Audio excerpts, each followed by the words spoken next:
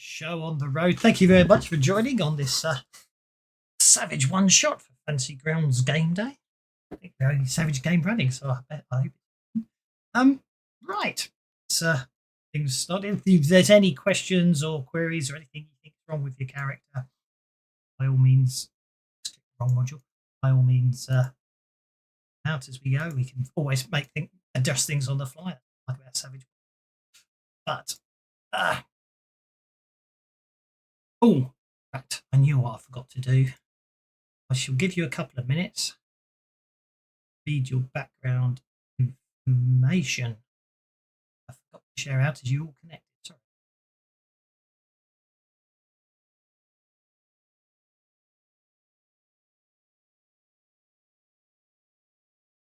Looks like I've got Jonah's right.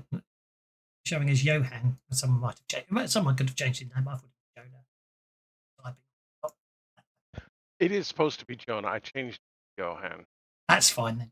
Because whenever I first saw the character, that's what my brain said was Johan. So. Okay. So there's a bit of background information. You don't necessarily need to know it. It's there so you can refer to it. Accidentally close it, let me know. I can always reopen it again for you.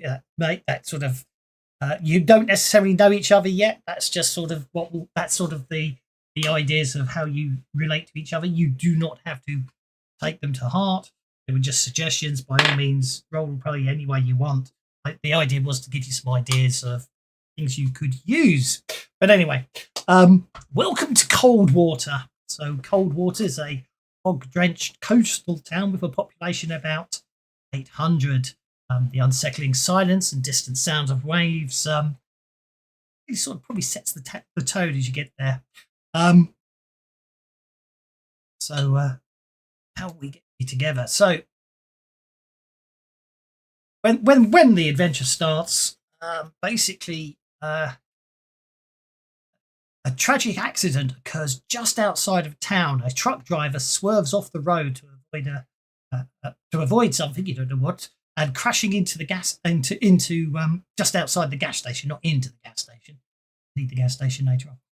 On my part. The scene's chaotic, shattered glass. There's a fire smouldering the wreckage.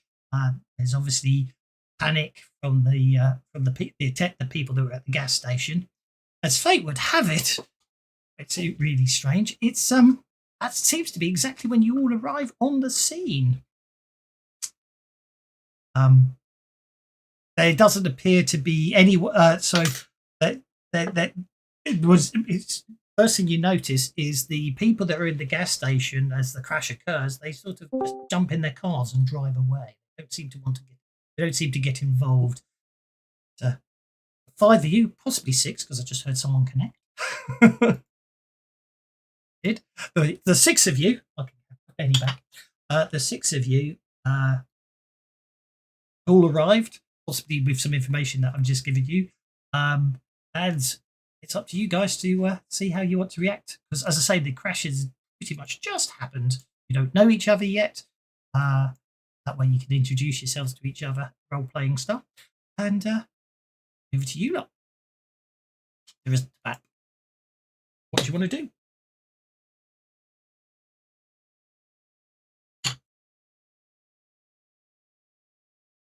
Okay, go ahead. Go ahead. All right, Noah, Carter here. Yep. When you guys are looking at the wreckage, you notice a guy that pops out of a small sedan. Give yourself the cars, yes. Yep. He's gets really close to the wreck, and you notice him take out a cell phone and start talking into it, paying not much attention to anyone else around it, but it appears that he's trying to get good pictures of the wreck.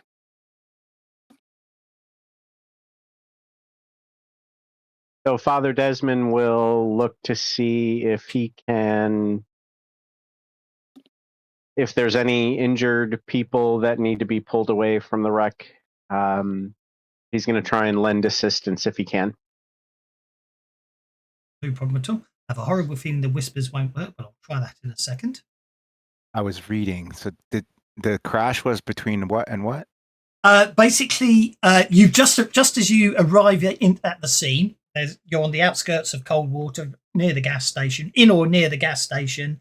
A truck driver swerves off the road for, as far as you're concerned, no apparent reason, and just crashes really badly. You know, he didn't appear to be going that fast, but the whole vehicle is totally wrecked. There's even a slight fire smouldering at the back of the wreckage, and the driver appears to have been thrown clear. So, Celeste will run driver and how bad they're, assistance and put her hands on him and just say, stay still. We had a bad wreck. Or are you okay? If badly, severity. okay. Obviously, Dr. Evelyn Graves is still loading in. So that's leaves Johan. Maggie. Johan is walking up. He's got his toolbox in his hands. Stops several dozen feet away, and he kind of looks down at his box and looks up at the wreck. And yeah, I don't think I'll be able to fix that one. Sets down his toolbox and just kind of stands there, kind of watching what's going on. Well, Celeste, you're the closest. Everyone else will hear it, but Celeste, you're the closest because you're tending to the driver. The driver just looks up at you and says, "There was someone in the fog. It wasn't a person. It was something else. I saw it." And flat. And Celeste is the only one that hears that, right? No, you all hear it. You're all close enough to hear it. Now this would be a That would have test. been as I was walking up. I would have taken my flashlight and I would have been scanning Was the afraid surrounding of. area, given what you said my background was and why I'm here. Indeed. Let me try that instead. That worked. Yeah. Okay. I will just have to do it manually. I was trying to be very clever and having known the character names. Oh, that one might have worked. Let's try. That works.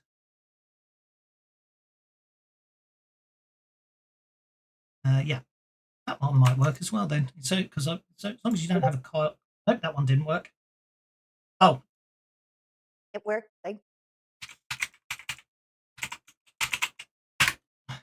So I'll look down and look at his eye. And oh, I know why. Because someone changed their character's name. That's why it didn't bloody work. So all my hard-coded whispers are not going to work. Oh dear. Okay. Sorry. Carry on. I'll look down Do at him. I need to switch my name back so that they will? I'm joking. Who had 12 minutes in the over/under for how quickly it would take for the players to screw up the GM's prep?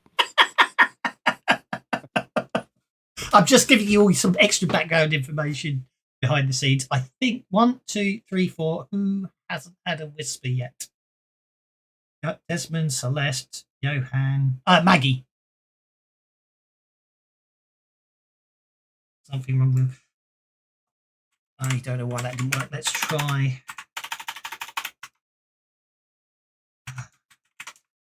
Grounds. Why?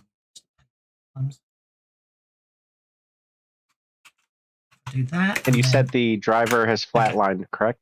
The driver flatlines, yes. So it's a fatal crash from his perspective.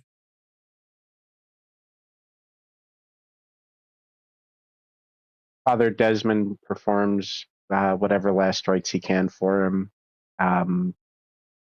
Is there anybody else that seems to have survived the crash? It appears he was the only person in the vehicle.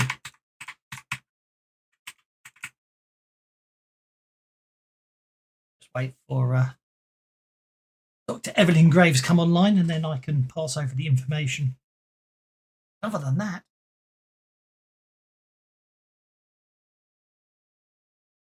And this is you say this is a truck. You mean like a big rig, right? probably more like a pickup truck than a big rig. Okay. About it. And I just need to give Evelyn some background information.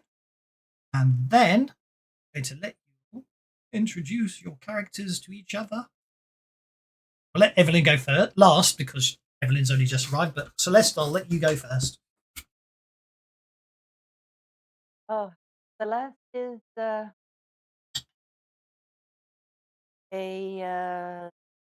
fairly young woman. She's I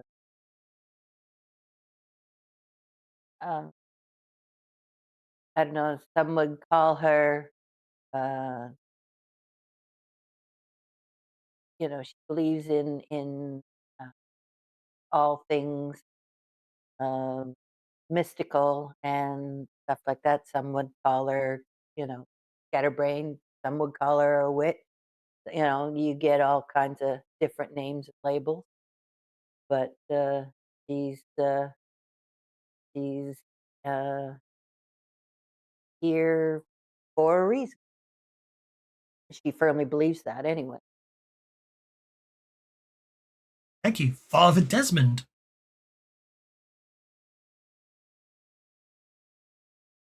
Sorry, just had peanut butter on a bagel.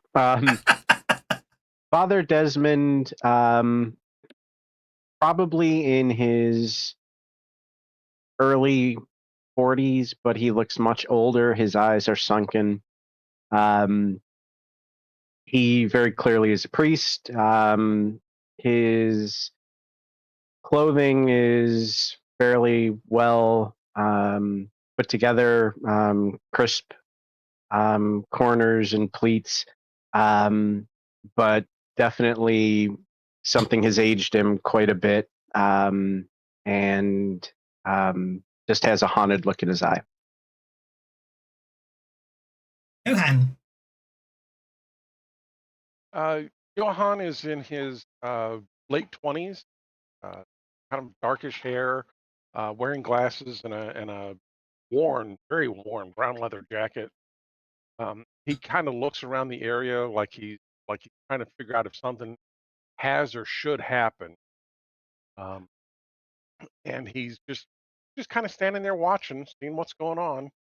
He's got an I know what's here, but I don't want to know what's here kind of look on his face. Noah. Hey, Noah is in his mid-30s. He is new to town. He's been bouncing around. He has what he considers a popular podcast, the Where Did They Go podcast, where he tries to chase local legends and disappearances. And he's been drawn to this area because of all the rumors that he's heard. It's kind of almost like he has a tick to him. You see him occasionally mutter to himself, and almost any piece of wood that he comes around, he just absentmindedly knocks on. So a little social tick for Noah there. Wonderful. And Dr. Evelyn Graves, I hope that was enough time to give you a chance to pick up on your background. We have here is obviously a case of hysteria. There's rising psychological distress. It's the came here to as a doctor. We have especially psychology. I've seen cases like this, and I need to leave this town. It's hysteria. I definitely think Do you want Maggie's background? Oh, did I miss Maggie? I do apologize, Maggie. Sorry. That's fine. So Maggie, trembling hands, pulls a hip flask and, with a haunted look in her face, takes a swig and puts it back. And as she looks around, memories come back. It's been years since she's been in Coldwater, but she's back again and has a bad feeling. Thank you very much. Question is, does Johan feel the need to share anything given right now? He doesn't have to, obviously. But Johan, you will know that the gas station Jack's Fuel and Mart. And anyway, actually, in fact, let's have some notice checks. I won't say it's just Jonah. Let's get everyone to make a notice check.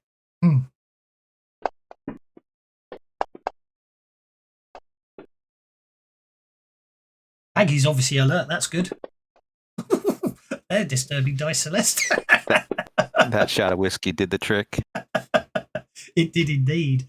And as I say, 9 times out of 10, you don't necessarily need to worry if as long as some of the people make it. Maggie obviously, is obviously knows what they're looking for. But the Jack and Fuel Smart's the only gas station in Coldwater, a lonely outpost on the edge of town, perched by the winding coastal road. The fluorescent lights flicker intermittently, casting a sickly glow over the cracked asphalt. The exterior is a relic of a bygone era, its peeling blue paint barely holding against the salty air rolling in from the sea. A rusted neon sign, half broken, buzzes with electricity, its letters spelling out Jack's Flulamat instead. Anyway, you get the idea. Flulamat. But what Maggie notices, and Celeste notices, but Maggie was looking for it, and Noah and Dr. Evelyn notice, is there is a security camera on the gas station that just happens to be pointing directly at the road.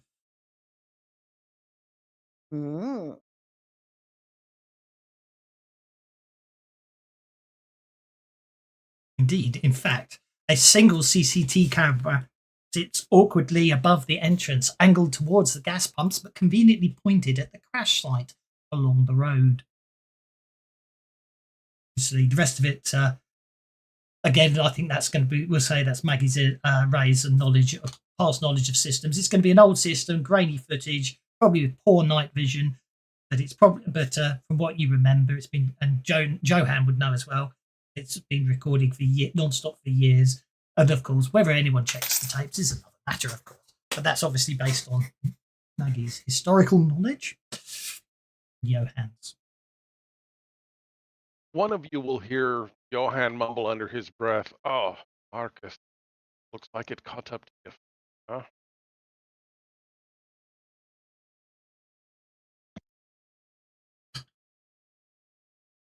Does the reporter want to jump on? Oh, no, we'll take the bait.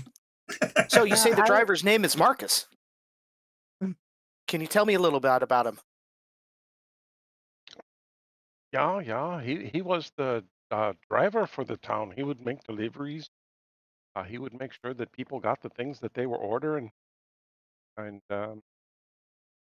about a week ago, well, maybe a little longer than that. I mean, you know how it is. Time gets kind of fuzzy out here in the hills and on the coast, especially with the fog rolling in all the time. It's kind of hard to tell days and nights apart sometimes. Oh wait, I was telling the story. Yeah, I was. It was raining one night here about a week ago, and the fog was coming in as is normal, and I got a phone call from Marcus. He was saying that his truck had broke down, and so I come out to help him. And just about the time I arrived, there was something standing in the fog, and it was watching us. And it was just one of those things that you know it's there, but you really don't want to know it's there. We've been kind of keeping in touch, knowing about some of these strange things that are starting to happen some more, and I think whatever was in the fog, it finally finally found him, able to take its shot. Well, that's quite a unique tale. Did you and Marcus see a lot of things often, or just in the fog? Well, usually what we're seeing is just stuff in the fog. We will occasionally see things that are markings of things that have passed, strange looking footprints, but I mean, it's just kind of one of those things. You know, it's out there. You know, there's strange things happening, but there's not a whole lot of evidence of them. You All this see it. You moisture in see it the in the air, corner of your eye, or you notice a branch that's moving that shouldn't be, kind of thing. moisture And if it's all pushes this way, you don't find seeing evidence of anything supernatural. Oh, there's something supernatural. There's no ifs, ands, or buts, or maybe. That You should say spooky shows up. well, we can hope. Sure, it's in the book.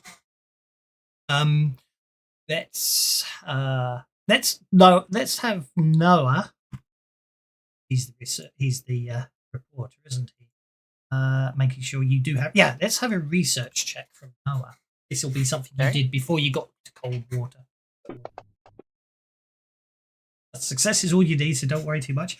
One of the things that caught you when you did an extra bit of research is Coldwater. I mean, it's Maine. It's winter. We're not going to say which month. It's winter because you're all in winter clothing. Because I just thought it helps with the picture. It's not snowy and icy. It's cold and wet.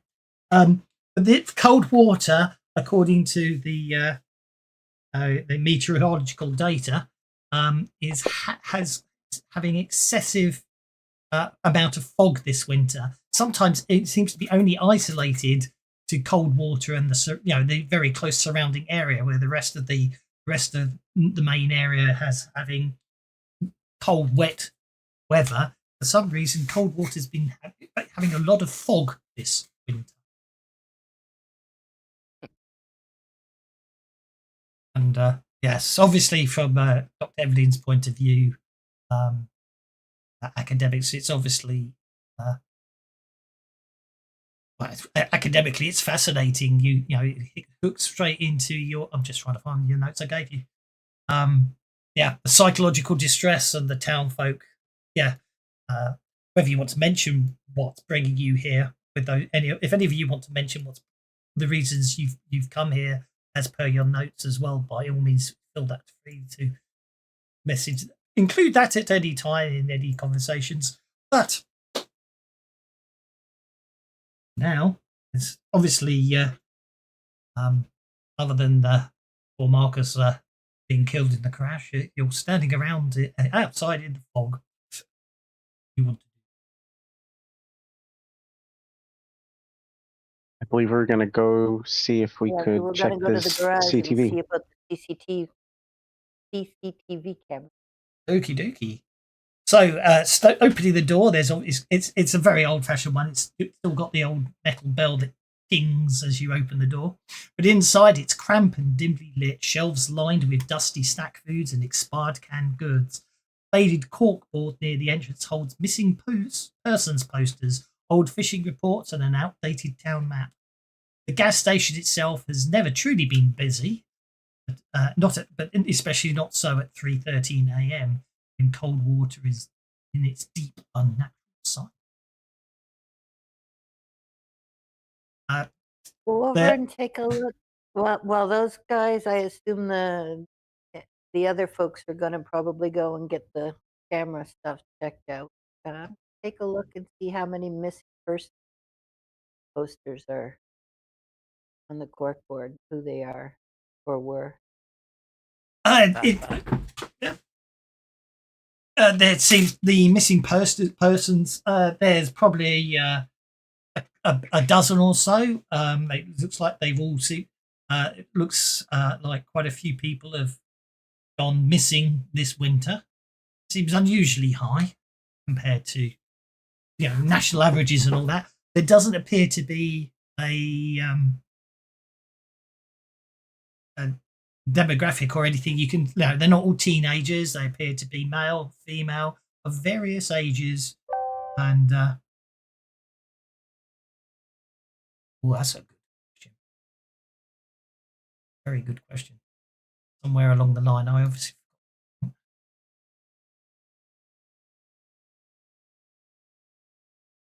It's always embarrassing when you forgot something.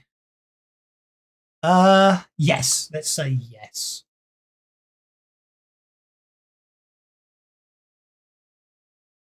So I go to that whatever the corkboard that they're on, and I pull one of the images off. Mm-hmm.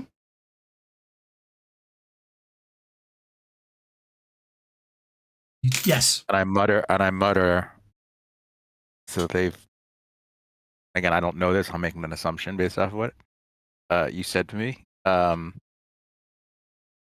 I'm not the only one looking for him then. Well, it just appears that it appears someone's been putting them up, but that's who that it may be. You're not entirely sure. Behind the counter, there's and I look across the other ones. Do I see any similarities between them, or this is like the FBI 10 most wanted, and they're all are there any connections between all of these? Other than they're all local, no. There's I mean, Cyber's probably Cyber. It's up to you who Cyber was. I don't. It really. That's something you can expand on if you want, or if not, I can quite happily give you some stats. I haven't. I'll be honest. No, I don't necessarily care. If I would look to see if there's any relationship. Exactly. No. Right. The scary thing is you'll probably find that. You'll probably find you recognise most of them, given that you did know the people in this town. Not necessarily the younger ones. A couple of them appear to be. There doesn't appear to be anyone younger than 20, but there does appear to be. As I say, there's about a dozen. They're different, different ethnicities, male and female, different age groups, a broad spectrum. It's all if it wasn't so many at one place, it would probably just seem random. And as you pick up the card, Father Desmond looks at you thoughtfully and asks if that was someone close to you. No, and I mentioned I'm a private investigator. I used to be a cop here. I left town years ago and haven't been back. Now that I'm back, it feels like I've never left.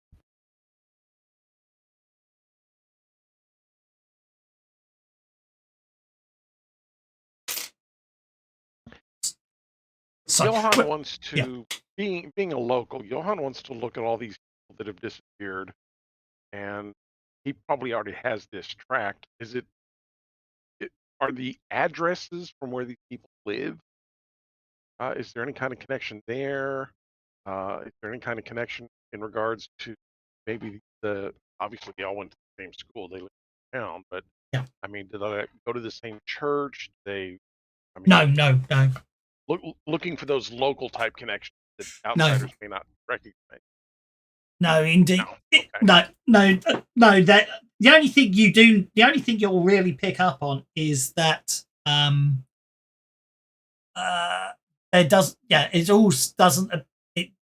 most cases the people that are missing random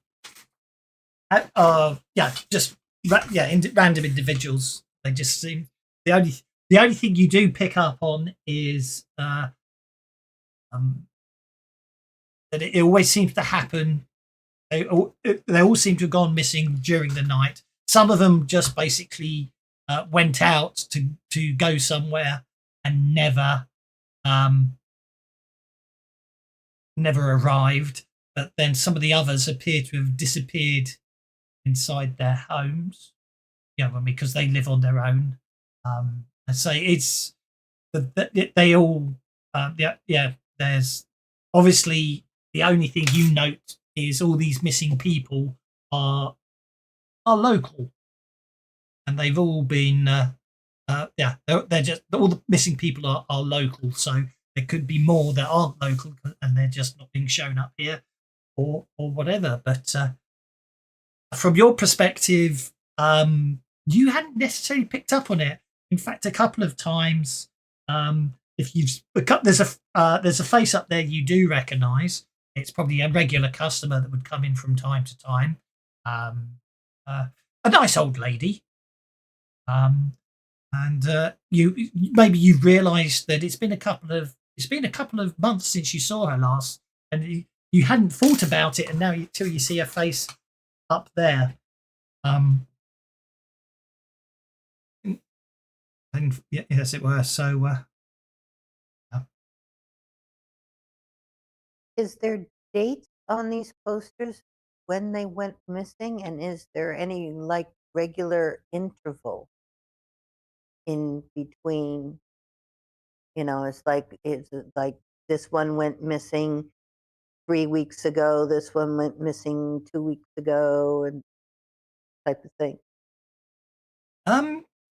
Well, I think you'd expect that sort of information on the poster. What you find fascinating when you think to look for that is obviously there's some details there, gives their name and everything, but the dates and a lot of the information seems to have faded quite weirdly. The pictures also look a bit faded, almost like they've been up there for a long time and been faded as if by like to the sun or something. But it's very hard to make out the dates. But as I say, it just appears to have gone over the last 6 weeks or so. But you really have to alter the light there to make out the dates. You didn't know that sea air could affect print in this way, but it just seems like everything, like you noticed outside, this it just seems aged and worn. So with everybody gathered around the missing posters, missing persons posters, Noah kind of snooches himself in a little bit, not being rude, but pretty assertive. Takes a couple of quick pictures, and then goes and walks towards the back of the gas station and tries to start finding the surveillance equipment. He wants to take a look at if he can rewind and see anything about the wreck. He's trying to look for this mysterious thing that the driver said he saw. Indeed. Well, basically, say there doesn't appear, other than the couple of restrooms back there, which both appear to be locked. You don't notice any specific sort of back area. In fact, looking around, all you see is a suspicious, like a very bored-looking man, probably in a sort of mid-20s, dark circles under his eyes, messy hair barely held together under a faded Jack's Fuel and Mart baseball cap, and he's wearing a hoodie over his uniform, and over the hat as well, so it barely sticks out. He's not really paying you any attention, but you do notice there does appear to be a couple of monitors behind the counter that you suspect is connected to the camera. Okay, I'll have a conversation with the kid, and I'll try to persuade him and tell him that if he lets me take a look at the footage of the wreck, that he can get famous, and I'll give him a couple of lines on my podcast. Okie dokie. So, sounds like a good one. So I like your appealing to manipulator's ego. I like that one. So he basically looks up as you come over. It's like, welcome to Jack's Fuel and Mart. How can I assist you this morning? Good morning, sir. How are you doing? Listen, I'm the host of Where Did They Go podcast. I am researching the wreck that just happened outside. How would you like to be famous? His eyes open up a bit wide as you say that, and he goes, "Well, that's usual. Nothing happens around here. Why on earth would I be famous? I could use the cash, but There's some wave my hand at the he looks up at you, looks at the wall as if noticing all the pictures for the first time. He sort of his eyes sort of a bit wide in shock for a second there, and then after a couple of seconds he sort of just looks back at Noah and everything else. Almost as if for a second there he hadn't noticed the board before, and then it doesn't seem he's in there. He goes, "Well, what do I need to do? I'm not doing any of that idiot footage, where I make a where you put me in a trolley and shove me down the street or something, and any of that." And It should also be pointed out he doesn't seem to be looking up and looking outside where the wreck of the truck is still just on the side of the road. He seems to be sort of not even looking in that direction. Happened to this car.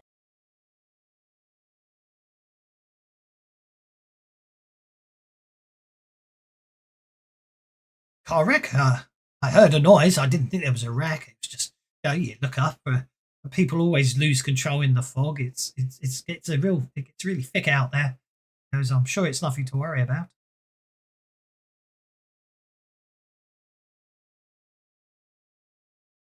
I leave him Charles.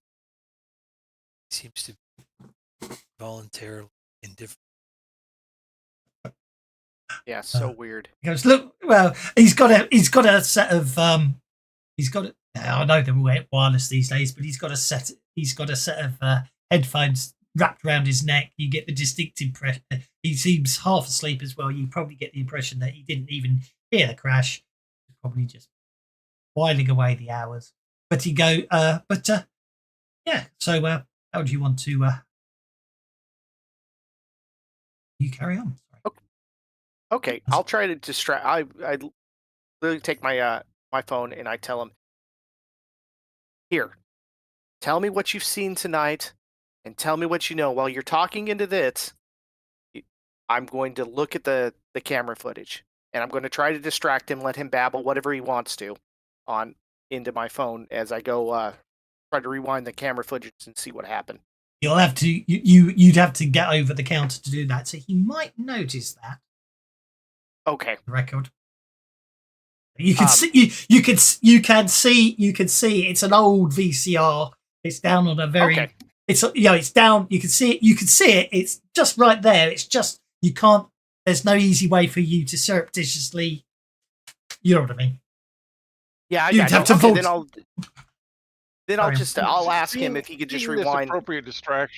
Seeing this appropriate distraction, Johan will actually kind of swing over and the end of the counter will swing in behind the end of the counter and go and see if he can maybe find the right button to wind it.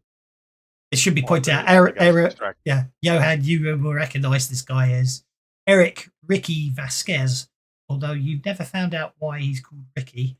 And he yeah, basically, I'll start by going behind the counter and say, "Hey, Ricky, how's it going, man? Yeah, tell this guy everything that you know. He'll make you a star, I promise." And then as soon as he starts talking, I'll sit behind him and go over to the yard and see what I can manhandle. Okay, let's have a persuasion and stealth rolls then, I think. Okay. Persuasion from who's being persuasive and stealth from being stealthy. And if anyone wants to support either of them, chip in before they do their rolls and make your support rolls first. And tell me, so off you go, guys. All right, Well, I will support with my persuasion. Okay. Oh, great roll. Well, +1. Okay. I'm gonna try and answer. Obviously, you could decide who you're going to help. Are you going to help supporting Johan or are you helping support Noah? Well, Noah's got an 8 at the moment with Celeste's +1. And is Noah sneaking right now? Or is Noah looking at the film? Noah's doing Noah is the one that's distracting. Oh, okay. Ricky. So Noah's distracted. yeah, I'm distracted. Noah's distracting. Johan is sneaking. All right, so I'm going to use my notice to pick out the best path for him to sneak. Okay. That's a +2 bonus to Johan. So that's an 8 for Noah and a 7 for Johan.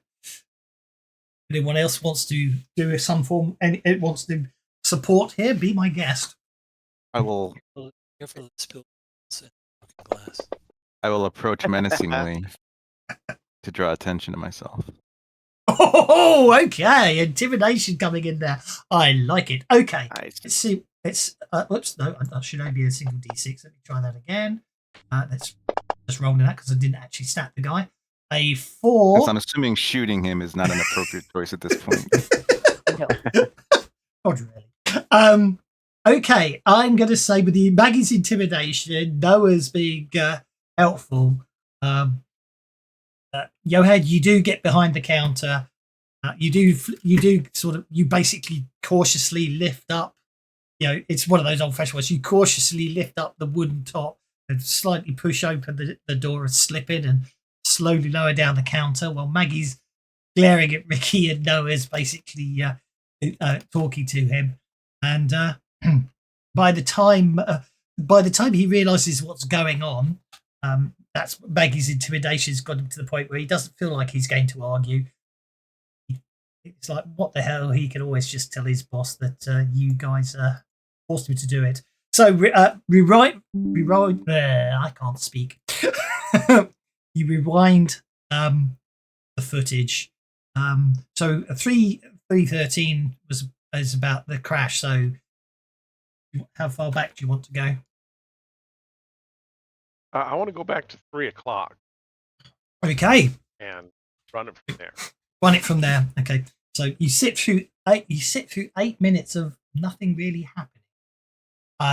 Not even a car going by, nothing at all. All the camera picks up is the odd moth being attracted by the light, and that's about it.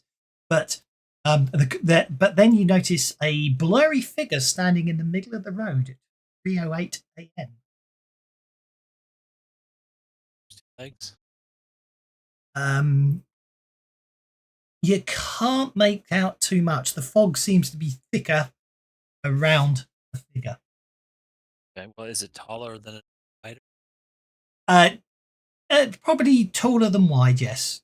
Humanoid, humanoid in shape, possibly a bit tall and thin. You're not entirely sure. As I say, it's literally just almost like a silhouette inside. The figure doesn't move for nearly 5 minutes before disappearing. Now, this figure just one frame to the next was suddenly there. We didn't get approach or anything. Well, that's correct. The yeah. You That didn't. often happens in fog. Yeah, no. I'm not attributing much. I wanted to. That's what we're seeing. A flickering distortion spreads across. I pat him on the back and say, Gone? I knew you were good. There. A flickering distortion spreads across the screen just before the figure vanishes, as if the video itself is being consumed. Oh, yeah. At 3:13, a sudden burst of white light floods the frame, almost as if the camera itself glitches for a moment. When it clears, the wreck is visible, twisted metal and shattered glass lying across the road. The fog behaves strangely, as if pulled inwards towards the crash site rather than dispersing.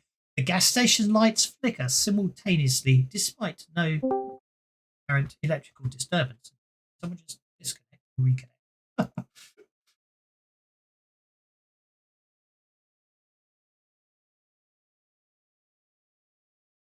We Okay. gained someone.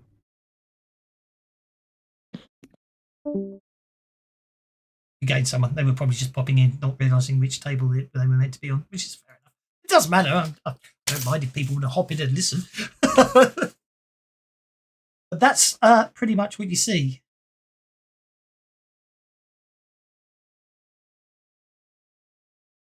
Does anyone have electronics? I can't remember if I actually gave anyone the electronics skill. I do. I have science. You have science. Well, you could, being an old VHS machine, you may be able to play around with the tracking a bit and see if you can get any more. Oh! Never mind, I don't. You've got bennies. I do have bennies. That is correct. All right, here we go. Anybody cheer or something? Oh, you've got a GM who'll be nice with bennies when he thinks you deserve them. You'll get bennies for role playing your floors. Oh, no. Cheap viewers. Oh, cheap viewers just turned up though. Oh, Okay. So you rewind it and start that figuring. person's all over the place. I'm banned them so many times and they keep coming back.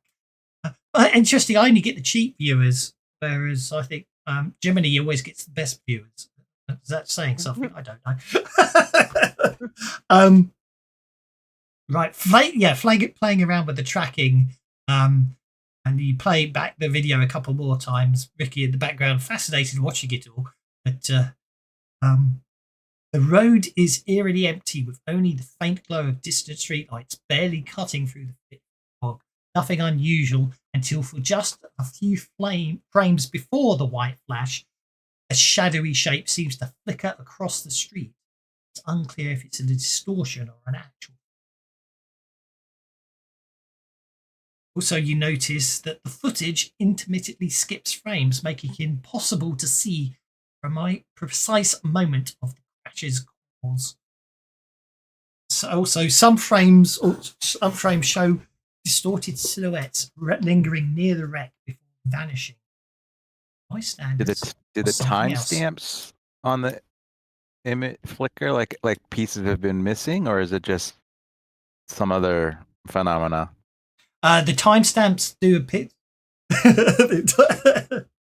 The timestamps appear consistent. There doesn't appear to be any missing time. But as I say, the figure, the blurry figure standing in the middle of the road appears at 3:08. Doesn't move for 5 minutes, and then at 3:13,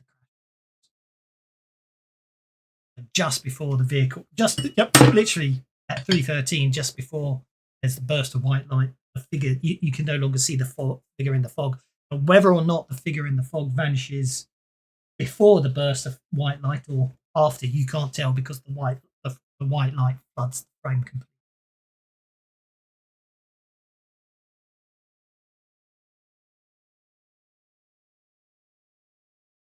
Sometimes you just hate camera flared. Is the impulse. It's interesting that it happens in very curious places. So I don't think that is the technical difficulty, shall we say.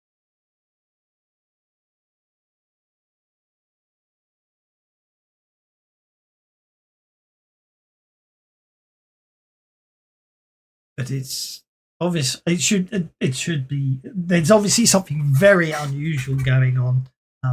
For each of you, you'll obviously have different views. For Evelyn, there's probably some interesting psychological aspects that need to be investigated. Obviously, but it's like something. There's definitely a need to find out.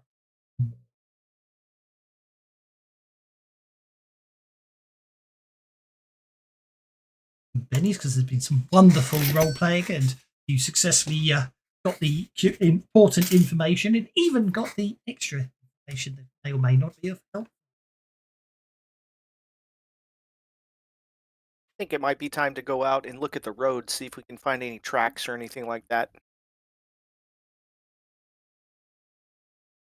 Certainly. Sounds like a good plan. We should also call for some sort of medical assistance or somebody to take care of the body in any event.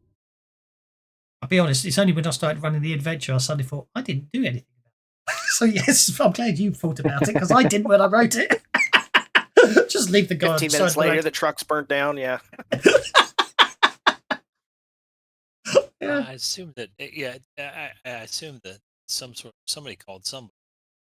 No one's They come. didn't. This can be weird. Yeah. I don't know.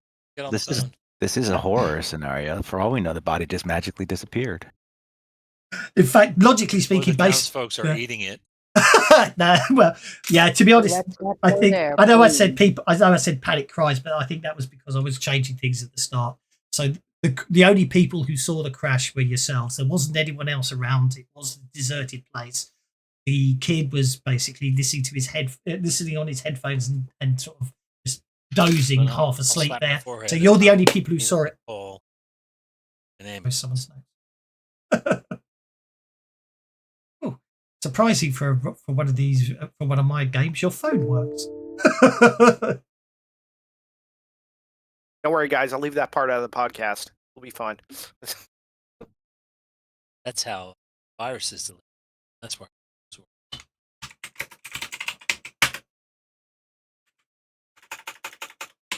Stephen King novel, Cell. Or if you answered, Oh, really? It's a horrifying thought, isn't it? Just make sure we have a glass of water, and we'll be fine. Hoping you guys could still see your background notes if you need So yeah, obviously, going outside. If you want to go outside and look for tracks, that is a survival in brackets tracking roll. Survival. If you want to see if there's any tracks out there, by all means. Is there any other things you want to do? I'm Yeah, gonna that's wait fine. on the Obviously, ambulance. yeah, but the ambulance and obviously all that will be. See if there's anything I enough. can do. Indeed. I'm assuming he's dead. Yes, I'm afraid so. Yeah, crossed himself before he died. There are no based on the fact that you saw someone standing in the middle of the road in asphalt and that, and damp asphalt. There's nothing there. Right? The mist probably, even if there had been sort of a pair of footprints there, it's been long enough with the moisture levels of the fog and everything to probably have already. Any evidence of a strike on the front bar? No, it does appear. And judging at there doesn't appear to be any signs of sudden braking. It just appears that for some reason the truck suddenly swerved off the road, possibly trying to avoid something, or just for some reason just swerved off the road. There are no there's plenty of sort of nice moist mud like running along the side of the road where you thought you saw those bystanders standing by the wreck. There's no sign of footprints or anything there. Obviously the next hour or so is taken up with the ambulance crew and the current sheriff of Coldwater asking you all questions, interviewing why you're all there, and everything else. And eventually they seem satisfied that it appears to be some sort How of does he freak feel about accident. this?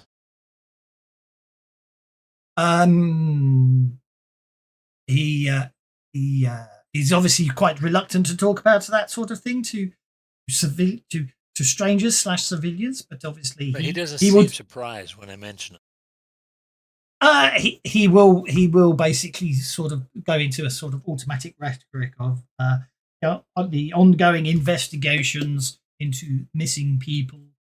The ongoing investigation into the missing persons is still ongoing, except there are, although it is believed in a number of cases that they just chose to leave town because for unknown reasons. But we are still investigating the situation. The standard rhetoric of we're not. Right. But he doesn't seem really different. Whether he's really indifferent or not, you're not entirely sure. He's definitely just sort of almost being like an automatic rote response, as it. Okay. Well, I'm also going to examine or just check out the EMT, see if they are. I'm not saying they're frantic. Just EMTs have intensity about them, even. They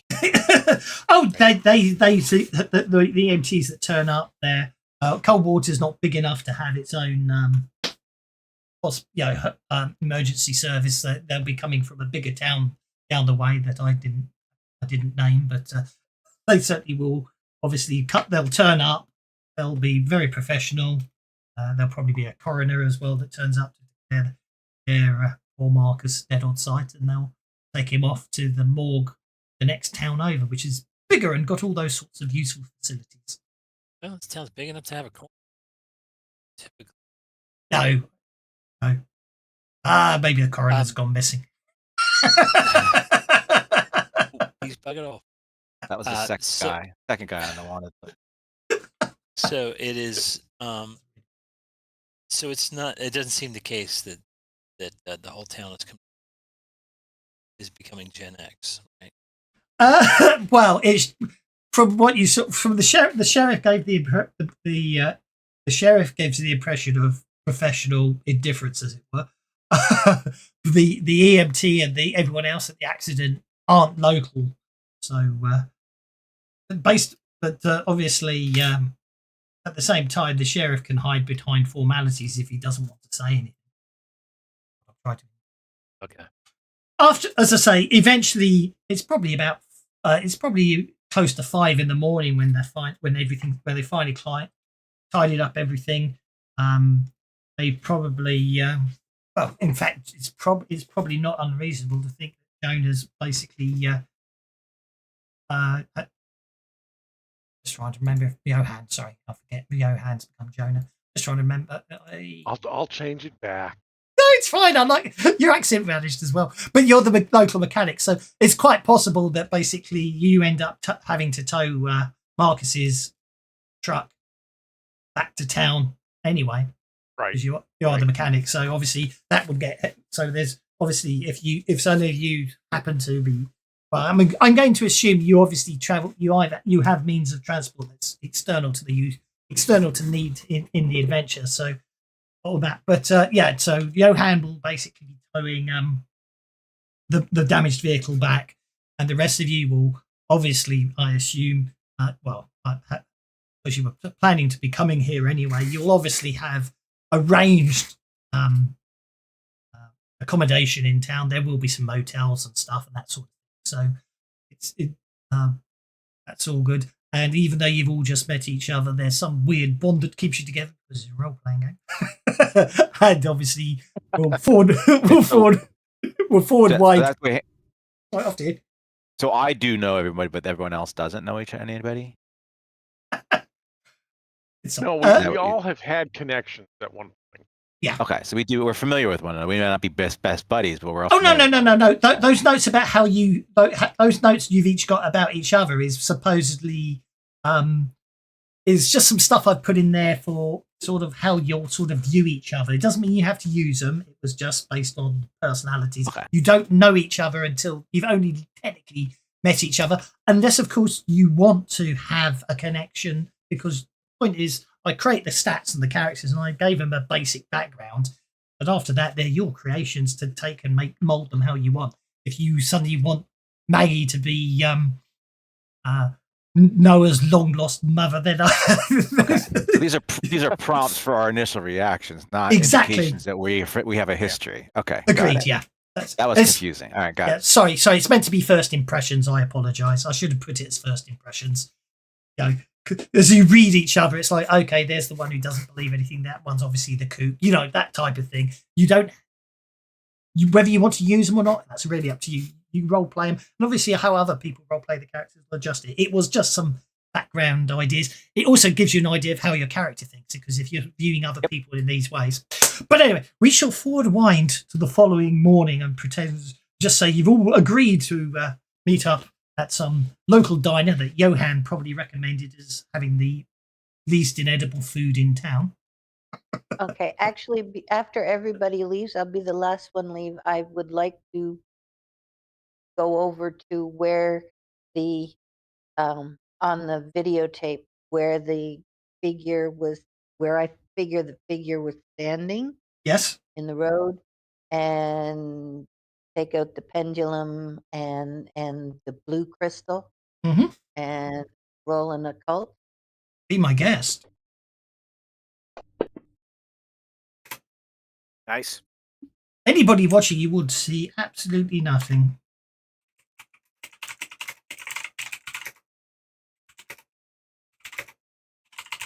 Absolutely nothing. Okay. No, to anyone else. Oh, okay. Don't you love it when a 12 is? No, I mean, if anyone else is watching you, we see a pendulum swinging back and forth, and her kind of concentrating. Exactly. That's weird. That's all you'll see. But because obviously it's all. I'm just trying to think how to phrase this. I don't want to give it too away.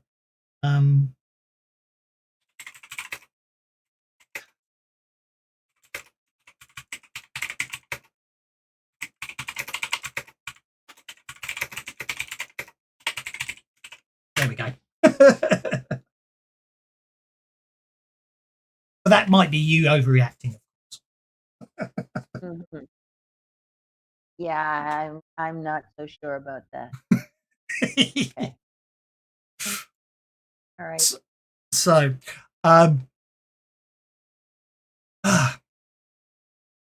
an hour in. So we might. I have no idea how long this adventure is going to go, but I had this idea that there could be a situation where we could spend hours and hours trying to, not in a bad way, but trying to track down all these useful leads and everything and we'd run out of time. I've had that before when I'm trying to do this. So what will happen instead is we're going to have an investigation montage. So the following day we'll have we'll sort of drop in on your characters at different points during the day. There'll be a flurry of activity as you are all doing your own thing and the constraints. So basically the way, as I say, I'm just going to sort of set a seed, but how you deal with it and after that is all completely up to your own. And obviously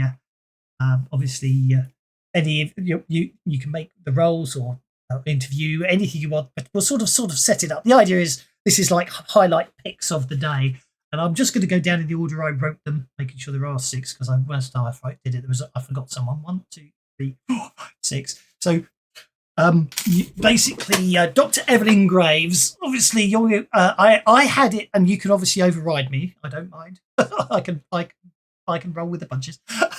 I've got you interviewing disturbed residents, and basically trying to uncover the mental trauma that is linked to the people going missing or anything along those lines. But obviously, maybe you have a completely different way of how you want to do stuff. It's going to be a bit like a group dramatic task. So the more successes you get, better as a group. So, Dr. Noah, we're going to have you digging through old. I figured you might be digging through old records and witness testimonies, sort of using research and persuasion to find historical connections to other Coldwater disappearances. But again, as I say, I'll let you get an idea. Maggie, well, maybe you're pressuring the locals, making be basically using won't be streetwise anymore, would it? If I gave you the streetwise skill in, I think You did not. What's it? Persuasion. Persuasion. No, Persuasion slash intimidation. You'll be using what would have been streetwise, so intimidation or persuasion to see if they know stuff. Johan, you will probably you can always go back and investigate the crash site using investigation survival, or maybe you actually want to examine the vehicle, see if there's wrong there. Obviously, Celeste, obviously I had you sort of possibly using occult or notice checks, in the perception as you're following up on what you did yesterday, or searching out for other supernatural clues. And I've found the Desmond Cave. Well, I sort of thought maybe sort of speaking with old parishioners using faith or persuasion to uncover information. Obviously, faith, but it's really down to you guys. Parishioners, and if there was a local church, to speak with the priest of that church and see if there were any church investigations into that type of activity, similar to what Father Desmond had experienced previously. Okay, so that's perfect. So Noah, let's start with yourself. As I say, All right. It's a single round thing. So, to be honest, you don't all need to get successes. It's not a case of I'm going to necessarily hold pertinent information. You might get extra information that's helpful, but you'll get the key stuff regardless. But if you critically fail, then I might send you off on wild goose chases. I gotcha. So I will use.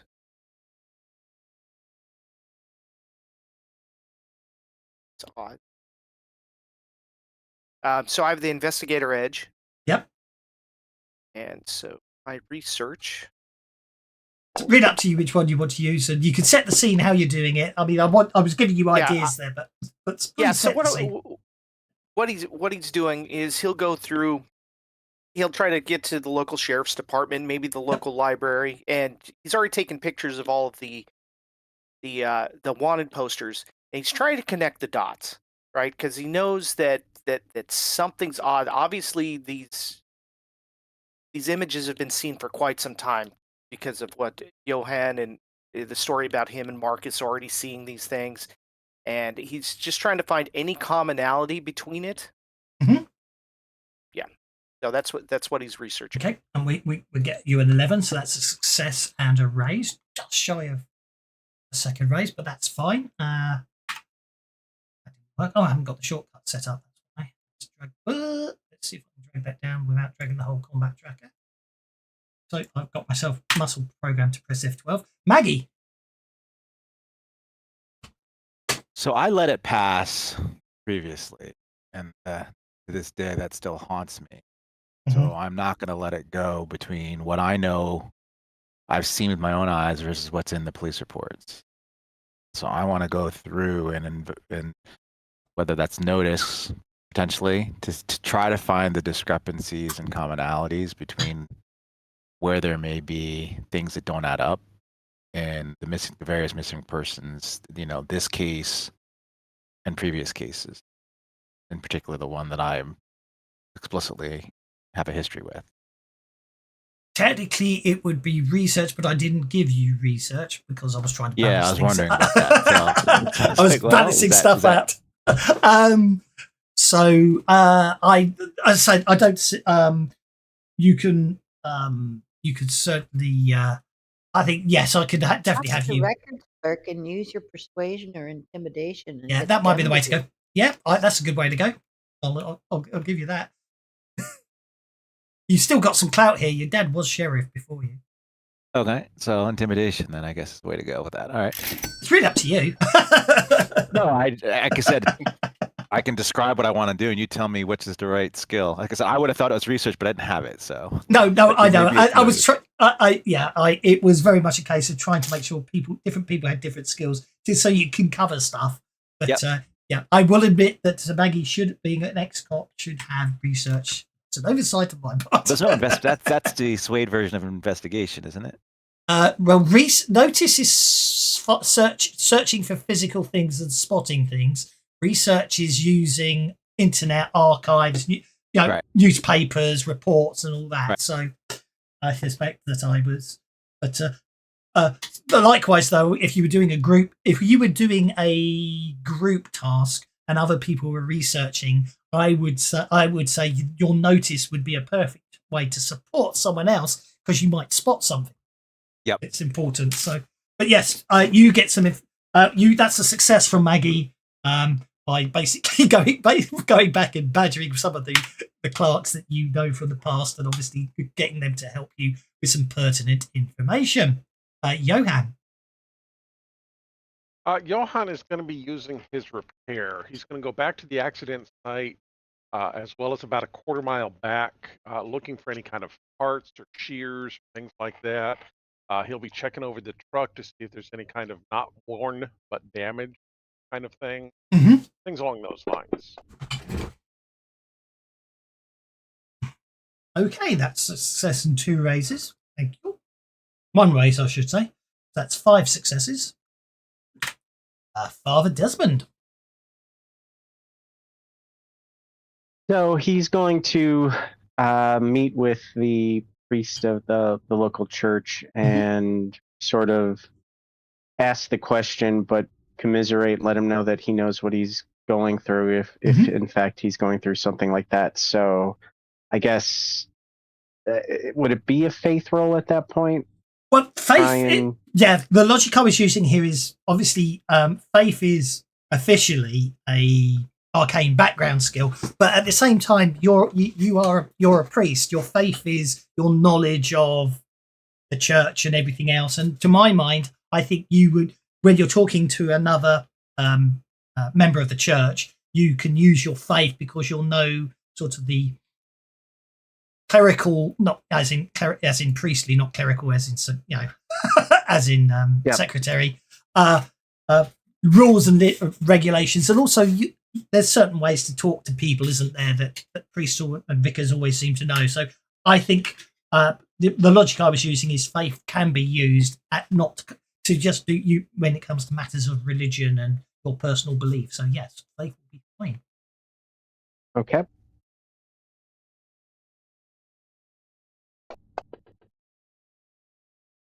That's us up to 6. Thank you very much.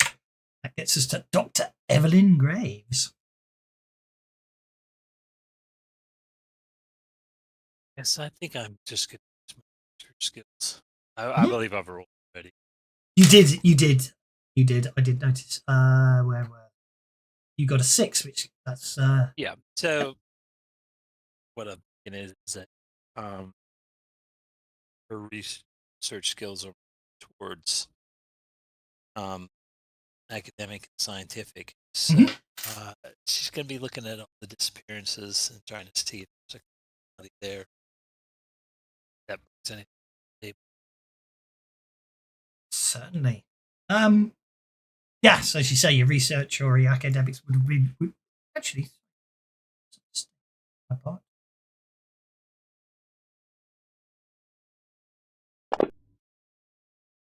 No. It is fine. It is there. Good. That's okay. It just wasn't showing up as a +2 like it's showing on your research. It's fine. Your scholar is working on that. That's fine. And last but not least is Celeste. Celeste is going to see what she can find out about the symbols, if there are any of them marked on buildings that they look like graffiti or whatever around town, especially around places where people had been, quote, known to disappear. Mhm.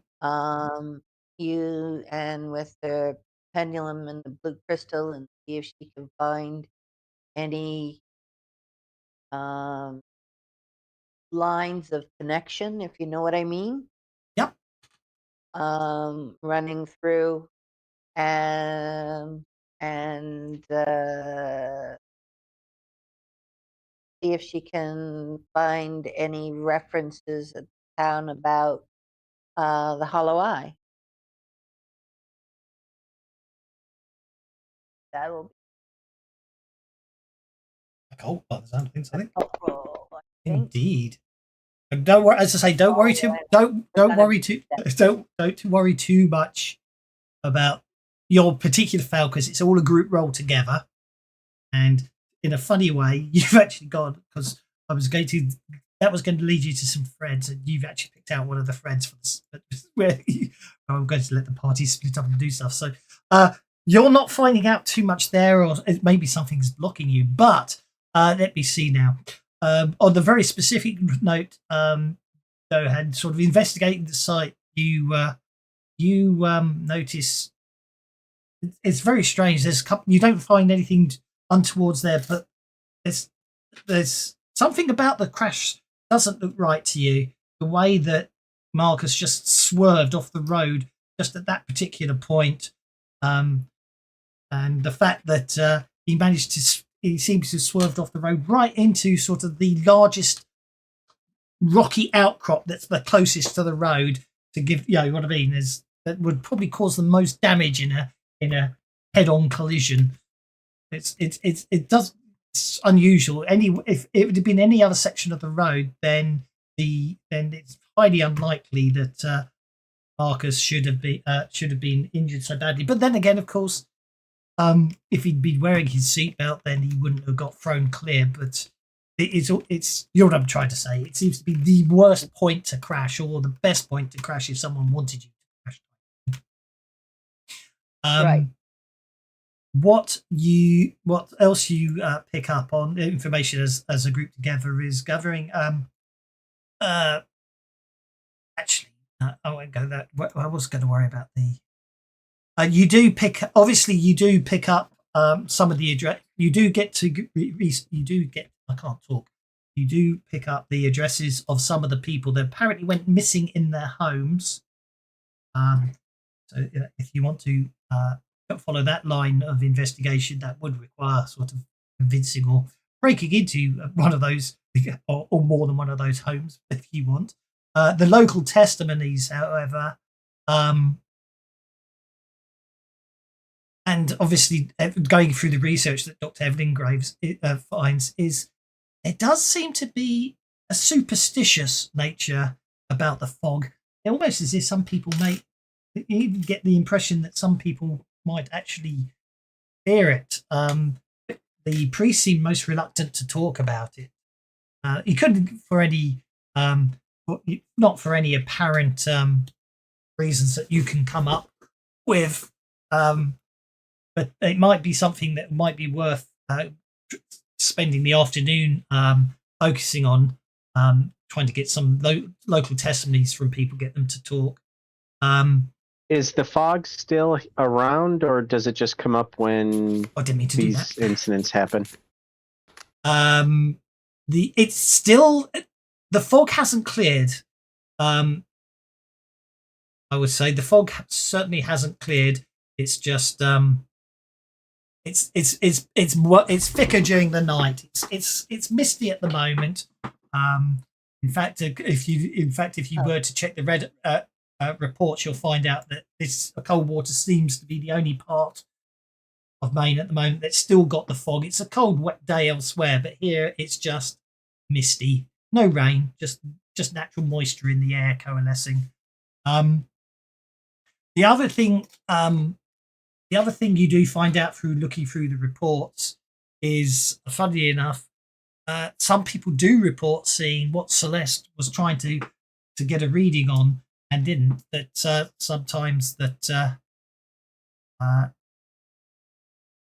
sometimes people report. You find a couple of reports of people seeing strange symbols sort of appearing in the fog. Like looks like writing, but just appearing here and there. So it might be worth further investigation on that. So, as I say, the leads you get are missing people's homes, local testimonies, or searching for more information on symbols in the fog, or possibly more about, or maybe even looking, maybe from Johann's point of view, maybe might be worth having a look at Marcus's truck. So those are sort of the 4 threads that may well give you further lines of inquiry. So you might want to sort of group together on those things, or you can go it alone. It's really up to you guys. But those are the leads that you think seem to be possibly the best way to go. So which way do you want to head?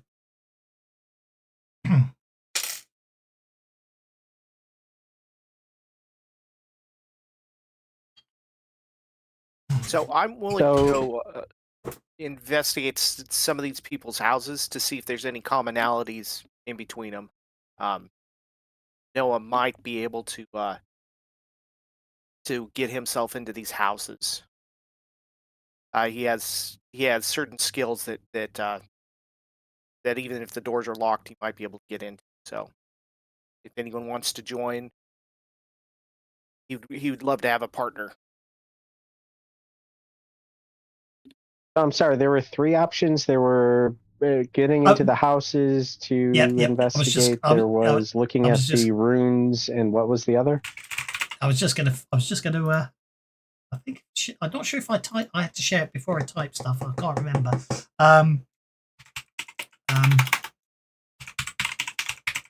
Investigating homes. I'm just going to do this because then we can work out who's going where, because then I can split it off. Local testimonies. Symbols in the fog. Just like any good horror movie, we should split up. Exactly. And go hide, and like that Geico commercial, go hide behind the chainsaws. Okay, I think I have to reshare it again to see you. We see it in real time while you're typing. Okay, that's okay. So basically, those are the 4 options. I can't spell Marcus. Those are the 4. Those looking through all the information you got this morning with 7 successes. Those strike you as 4 things that I can't spell Mark. No, it was. It should be. Shouldn't it? I hate it. Yeah. Those are the 4 leads that you have that you think are worth following up this afternoon when you all meet back at that diner that Johann said was the least inedible food in Coldwater. So you get a chance to plan where you're going. Now, I do believe that was Noah saying he wanted to investigate homes, wasn't it? I think he was the one who has a certain set of skills. And I would have a personal interest in going to see the homes, so I would probably go there. Maggie, thank you. Yeah, and Johann's obviously going to be working on the truck. Yep. That leaves us. I'm going to assume that Celeste is going to want Yes, to. I'm going to work on symbols in the fog. Indeed. That leaves Dr. Evelyn Graves and Father Kane. You could obviously. trying to think of the most skeptical. Yeah, Father Mhm. Kane has no interest in going into the fog. He shares the irrational fear of the fog, and he's not interested in breaking into any houses. So, being a social guy, he'll go into the local testimonies. That seems sensible. And what does Dr. Evelyn Yes, Graves? that sounds logical. Yeah, since we investigate some sort of Okay. hysteria. Indeed. Okay, so let's do missing persons homes first. I have to be pointed out, Marcus's truck is the one I remembered I wanted to write up and completely forgot about it, then carried on with the rest of the adventure. So, Well, of course it is. So yes, basically, as I say, you've got a list. You've got a list of possible addresses. There's about 3 or 4. As I say, the demographics of the individuals aren't really pertinent to the adventure, but obviously they all appear to have lived alone, and then eventually someone noticed they weren't there, based on the police reports and stuff. Obviously, the police would have got there and had no response when they knocked on the doors. Probably eventually ended up calling a locksmith to get in access to the properties, and then the reports say there's no signs of anything, no signs of foul play, and that's about it. They seem deliberately vague, the report. Whether that's inept investigation or someone hiding something, you're not entirely sure, which is why you get the impression that you should probably have a look yourself. Obviously, getting into the homes,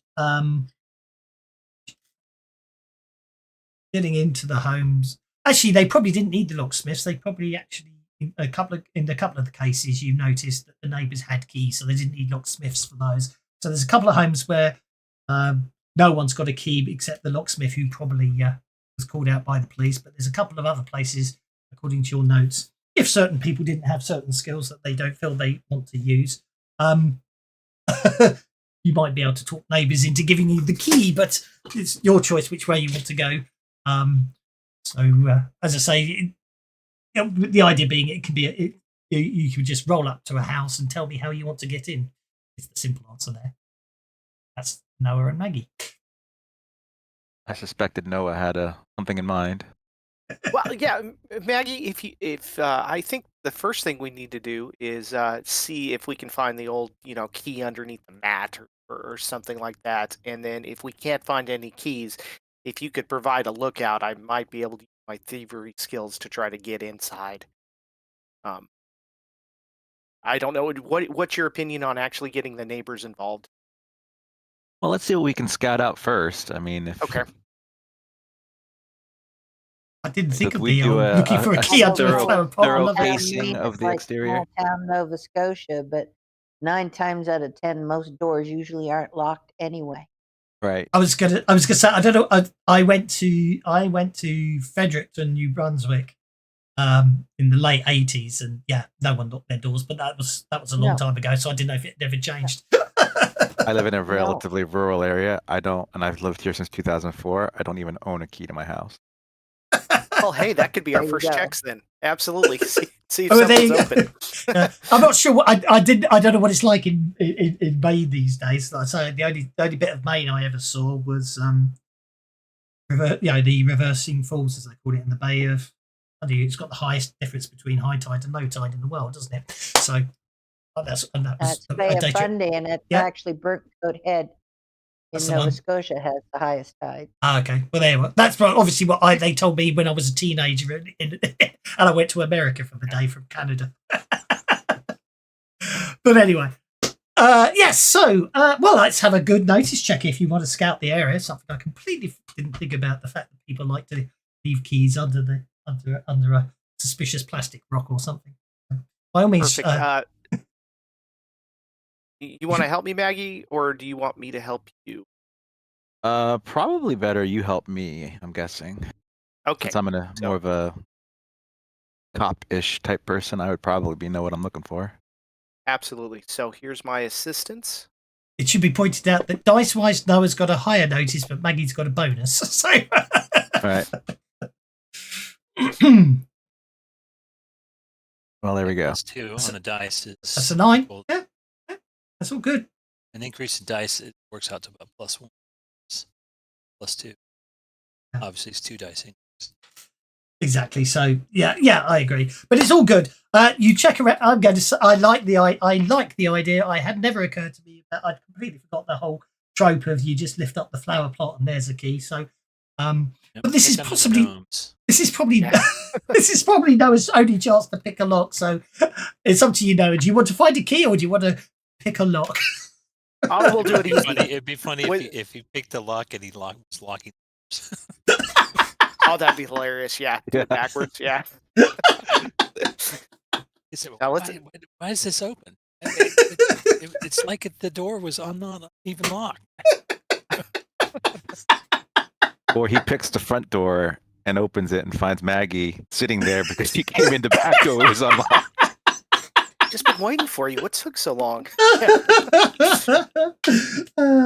So yeah, if you want to find a key, you find a key and get in. If you want to pick the lock, I don't mind. It's really up to you which way. That's you fine. go. We find a key. It'll be Find a with key. those rolls. We're good. Yeah. Okay. Inside this home, we'll say that rolls for at least a couple of them. So these are the commonalities. Obviously they're all subtly different, but these, after visiting a couple or even 3 or 4 of the houses, what you do find that in every case, there appears to be scattered belongings, as if indicating sudden flight.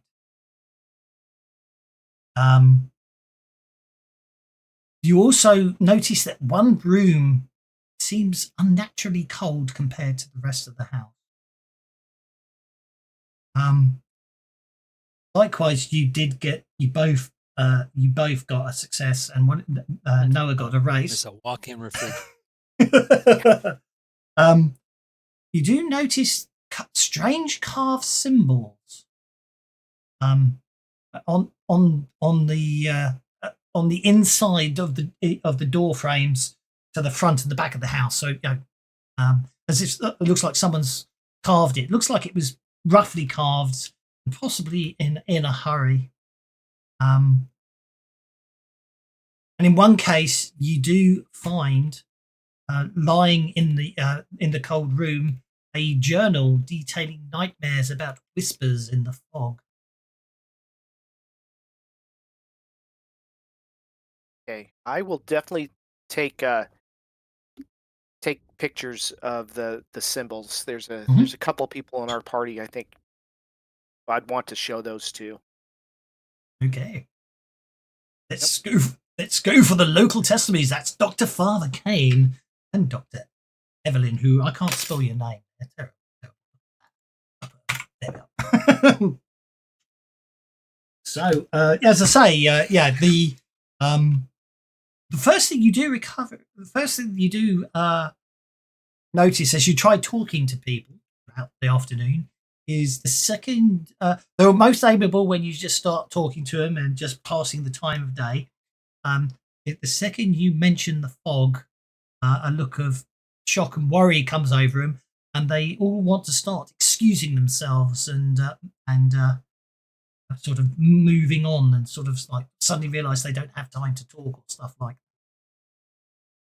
that. But with persuasion, gentle reassurance, or intimidation, or even using faith to find deeper meaning in the paranoia of the individuals they have about the fog, you can obviously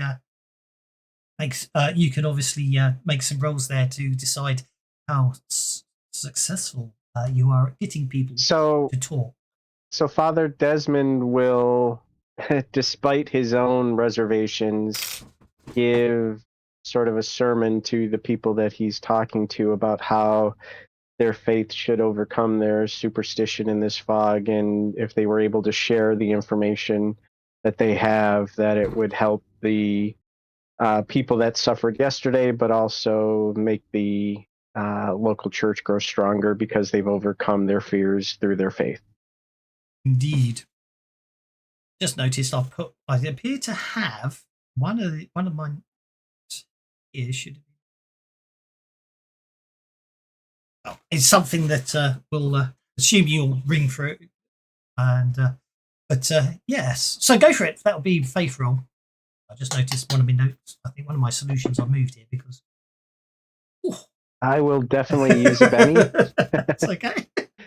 It's okay. Dr. Evelyn might be able to use psychology on him. So I do have a lawn. Does that automatically? It will. It should automatically. If you drop a Benny on a skill, it will automatically factor it. It won't if you do it that way, but that's okay. You told me you've got it, so we'll just add +2. Okay, so I would just drop it on the skill next time. You would, and then it would say because it knows then because you're using a Benny to roll the skill, it will add the alarm in automatically. But don't worry about it. You can't do that at a table. I don't worry too I'll much. put it about in the information. modifier box and roll. Yeah. Okay, well that's a 7. That's obviously helpful. And Dr. Evelyn.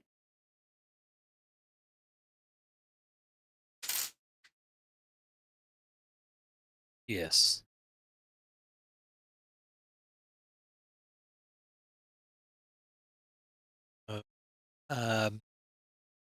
Does science cover my psychology skills? Yes, it would do. I think so. Science or academics, I think.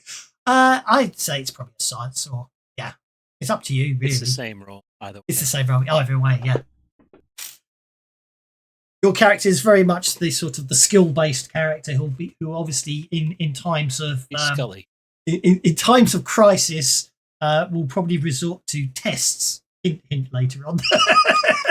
Especially if you're getting 16s. Okay. So eventually the information you get is this is probably maybe it's something that probably should have also been noticed by the missing people, the missing person's home investigation, and I completely forgot about it, put it under local testimonies. But it could be a rumor as well, so we'll have to decide later on. But the reason that people don't seem to like fog, I don't know what Dr. Evelyn's going to make of this is one person insists that actually more than one person insists. That's the worrying thing about it.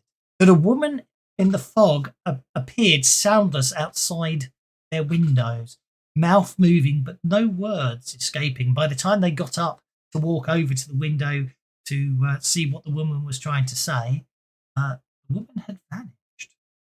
There are also tales, whether or not these are truthful or not, and it should be pointed out, I'm going to say that Noah and Maggie didn't necessarily notice this, is that the fog enters houses peeling wallpaper as if the walls themselves were decaying from within. Whether that one's true or not, you're unsure. But the one that you both find the most fascinating is, especially because you got the 16, is the house on Black Hollow Road is cursed, and that those who enter don't. Amazing the lengths mind to self-correct. And Celestia, Convincing yourself that a house is haunted, not leave there, do yourself an injury, just to yourself that the house is actually haunted. Human mind's fascinating. Ready for that one. And myself or what other people's hindrances are. So, make sure you get bennies when you do what. Oh yes, that's evil. I forgot I was that evil. Sorry, Father Desmond. Yeah, the fear of the fog. Yes. I'm evil. It's obviously you stay to the sunny parts where it's very low. only at night, it'll be really bad. Johann's obviously got bad eyes, but that's it just means he's it's all good. And no, I can't remember what your hindrances are. Oh yeah, you're fine. Okay, symbols in the fog. So Celeste, how are you going to invest? So that basically you do. There is reports of people seeing symbols in the fog and things like that. So over to you. You failed to find anything earlier, but now you've got more. You've got reports of where people reported seeing them, so you can go there and try again. Logic I'm going to use. Go there and see what I can find, and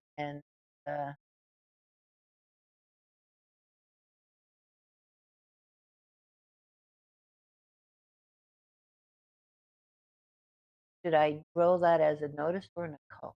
I think it's an occult. If you're investigating it, you'll be using what you believe as rituals and war, and processes to reveal the hidden. Yeah. Let's see if I can find any in it. Okay. Yes, indeed. I'd like any of that. Okay. See if I can get a raise. Really.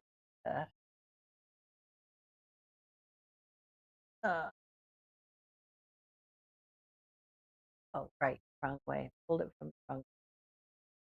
There we go. Oh. All right. I'll live with the one success. Okie dokie. Okay. After some investigation and moving around, you find suddenly you cause one of these symbols to literally appear. It just seems to manifest itself out of the fog, and I'm afraid it's quite disturbing. This is a perfect example of the GM being evil. Actually, getting a raise meant you have a penalty on your fear check, but you just get to make a standard fear check, and as the symbol appears. I have brave. Will that take into it, or do if you literally type roll fear into chat, brave should kick in automatically. Okay. Obviously without the apostrophe. Right. Otherwise, it's just a spirit check, and we add the +2 on manually. I don't mind which way you want to go. Might help if I could spell. Because you're brave, you're okay. Nice. But yes, as I say, it's more because when it's the basically the symbols a flash. It's not the fact that it flashes you find disturbing. It's basically the actual symbol itself is unnerving and unnatural. Right. It's the symbol bears an uncanny resemblance, which you don't believe is a coincidence.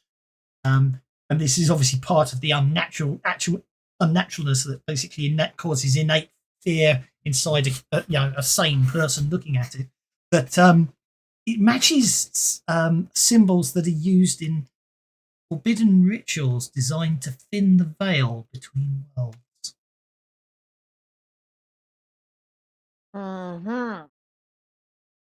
Somebody's trying to break some things, trying to break through. And last but no means least is Johann and the truck. Break free.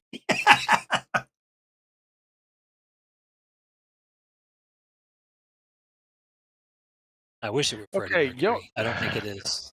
Yeah, probably not. Johann is going to effectively be taking this truck down to its last nut and bolt. Okay. We're just going to be checking this thing out as thoroughly as is possible. Okay. And I want to go ahead and spend a penny on that just because I want to see if I can get better. There we go. Success! Succession! 3 raises. Yeah, success of 3 raises. Nice. Okay.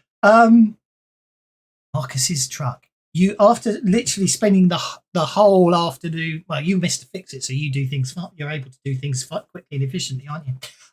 So after spending the afternoon stripping down the whole truck into its component parts, you find what you find is, number one, there is absolutely nothing wrong that you could find with the truck at all. No technical faults, no sign of wear or tear. The discs.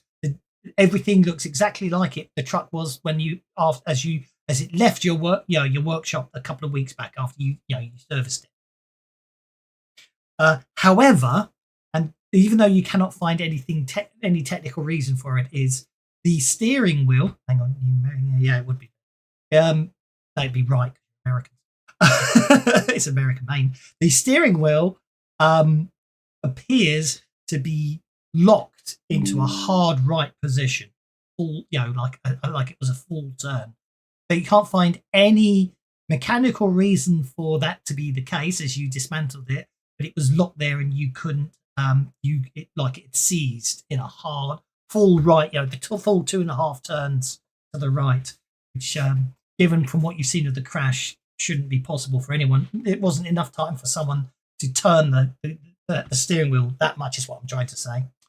And the second thing is, you find nothing wrong with the brakes. However, it would appear that the connection between the accelerator and obviously the engine was fully locked open.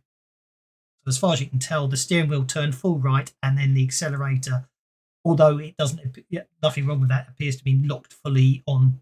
Give it more gas.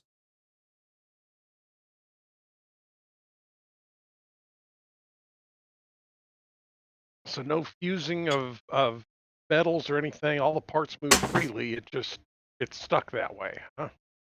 Yeah. When you take the whole steering column apart and then say put it back together, you can't find anything wrong and it will work fine. But as you took it apart, it was fused to the right and you couldn't turn it. And you never found any reason why. Same with the cables behind the gas pedal. Accelerator, yeah. Yeah. Okay. Accelerator, yeah. Okay, definitely somebody trying to kill this poor guy. Indeed. So, I think it's time for you to have. Ryan. I think it's time for you to all go back to that diner, who's obviously enjoying your patronage, as you get back there again in time for a planning session of what you want to do next. Over to you guys.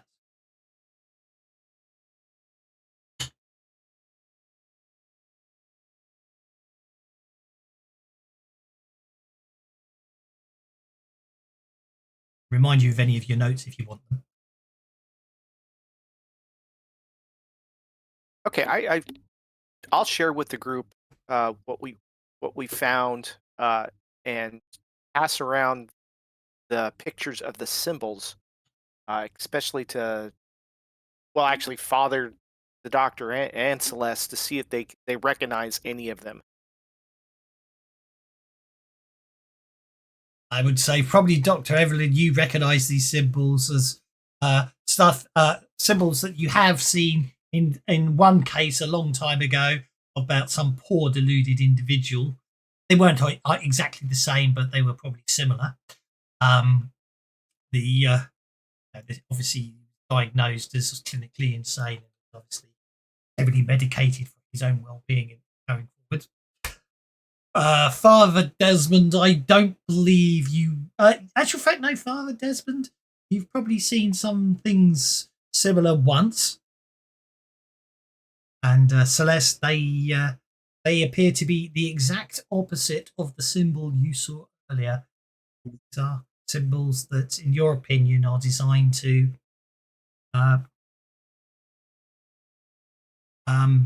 strengthen the veil between rails. Oh, user's gone AFK. What was that? Oh, no, users come back. The symbols that were photographed in the door frames of the houses of the missing people appear to be sort of protections to try and prevent entry or strengthen the veil.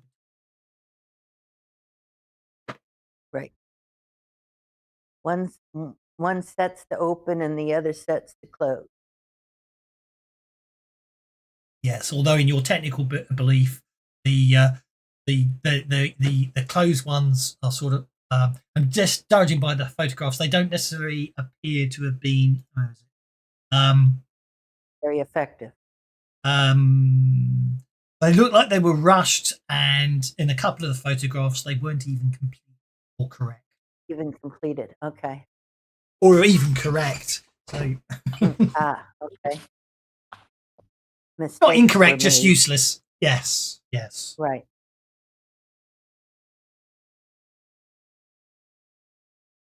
So now you said the symbols are different than the ones that Maggie would have seen years ago. Let me remind myself. The photographs, though, the photographs would match the symbols you saw years ago. Okay. Thinking about it logically. Isn't it amazing how the internet has increased to a sort of commonality between the symbols in that manifests these delusions? There's bound to be further research here. Really should. What would anyone like to report back from the testimonies, Father Kane or Dr. Evelyn? Obviously, Dr. Evelyn's already made their report, so what does Father Kane want to feed back, if anything? I'm not sure that the locals provided anything that was all that helpful apart from the doctor's inquiries. It should be pointed out that the most prevalent belief is the house on Black Road is cursed. Right. It's an interesting one from your perspective. I mean, that certainly warrants suspicion. I mean, if it is once true that people are disappearing, we ought to look. It should also be pointed out if from they're camping out there or having shared delusion. It should also be pointed out it does have. I think I should also point out that, although it's probably complete coincidence that the haunted house on Black Hollow Road, does in one part mentions the name of something that Celeste did mention earlier. Did mention what? The hollow eye. Whether that's a coincidence or not, you don't know. Once I hear about a place once I hear about it, it's like, well, yeah, I think that's where we need to go. Or, it's coincidences are there for a reason, right? If there, but there are. Well, you and I will agree to that have disagree on gone many missing. things, Doctor. Yeah, fair enough. Symbols in the fog, Celeste. Do you want to share any information? You don't have to give some of the skeptics in the party, of course. Yeah. Well, people have used symbols of protection for years. I mean, Father, you wear a cross.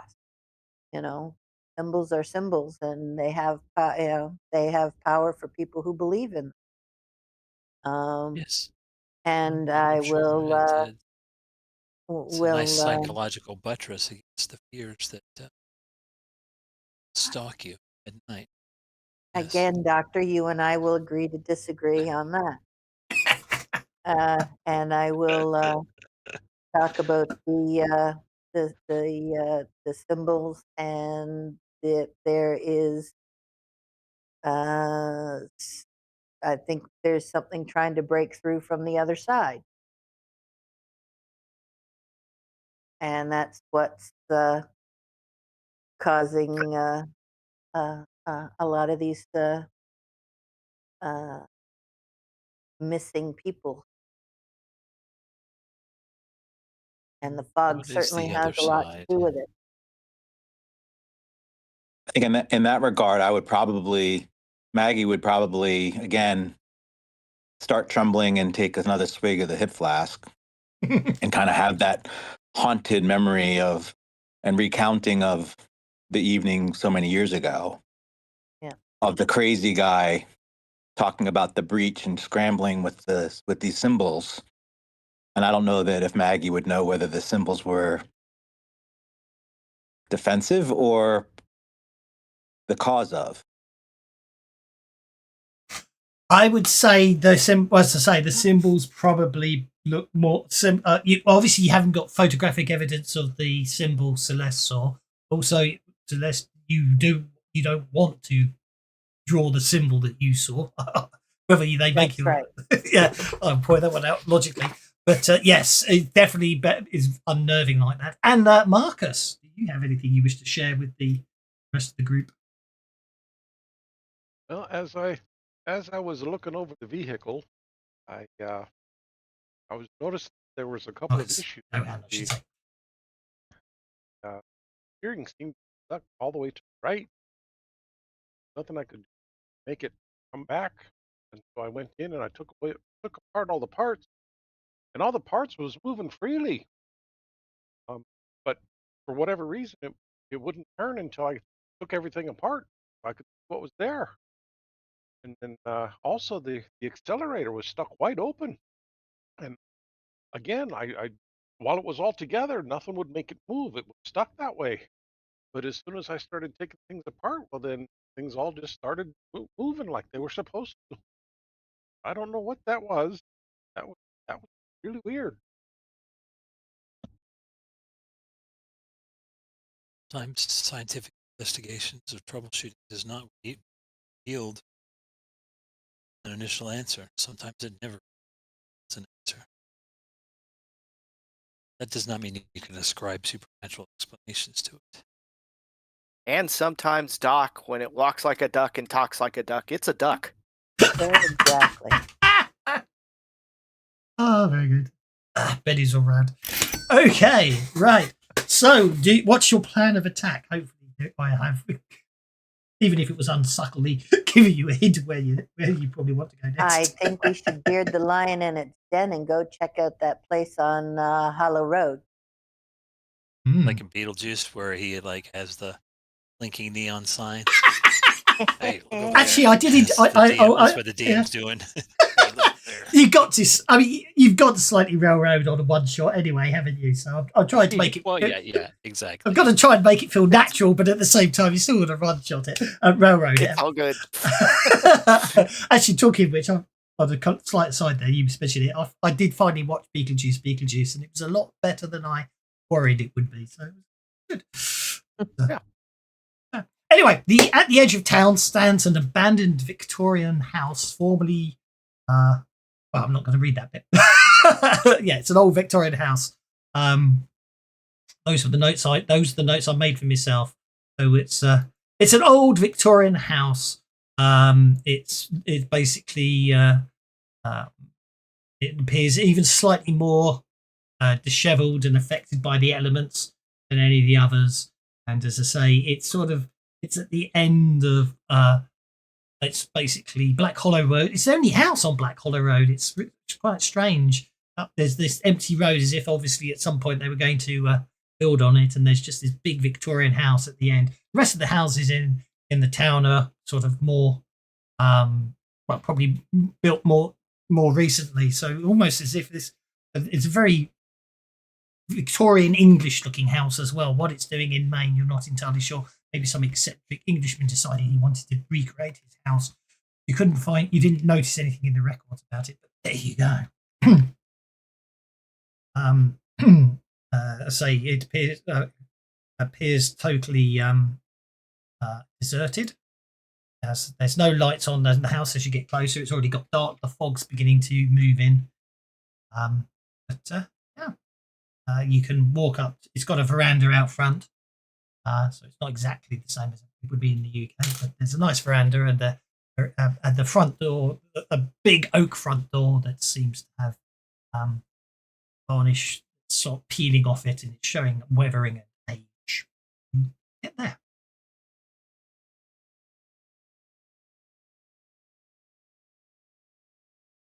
Well, I want to check and look for any symbols or anything before we step inside. Actually, look at the gate. Is there a gate on the walkway up to the door? Oh or yes, let's have a anything like very that? very worn and distressed white picket fence with a iron gate in the middle of it. Yeah, let's go. Okay, I want to check the gate post for any symbols or anything Okay. like that.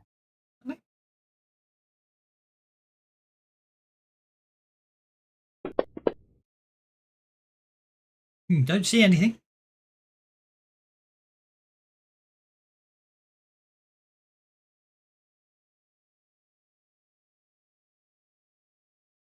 And you said what time of day is it? Oh, it'll be dark, so it'll be evening about Okay. 7 o'clock ish. The fog's definitely sort of Oh, rolling in oh, off the coast. of course. Why do Let's we go do why do we this at wait till night. dark to come over Absolutely. here? That's a long conversation we had at the diner. Yeah. Well, no, you spent the whole morning going around, then you spent the whole afternoon, and then about 6 o'clock you got to the diner, so it's probably 7:30ish at the This earliest. This railroad makes a lot of stops before it gets to its destination.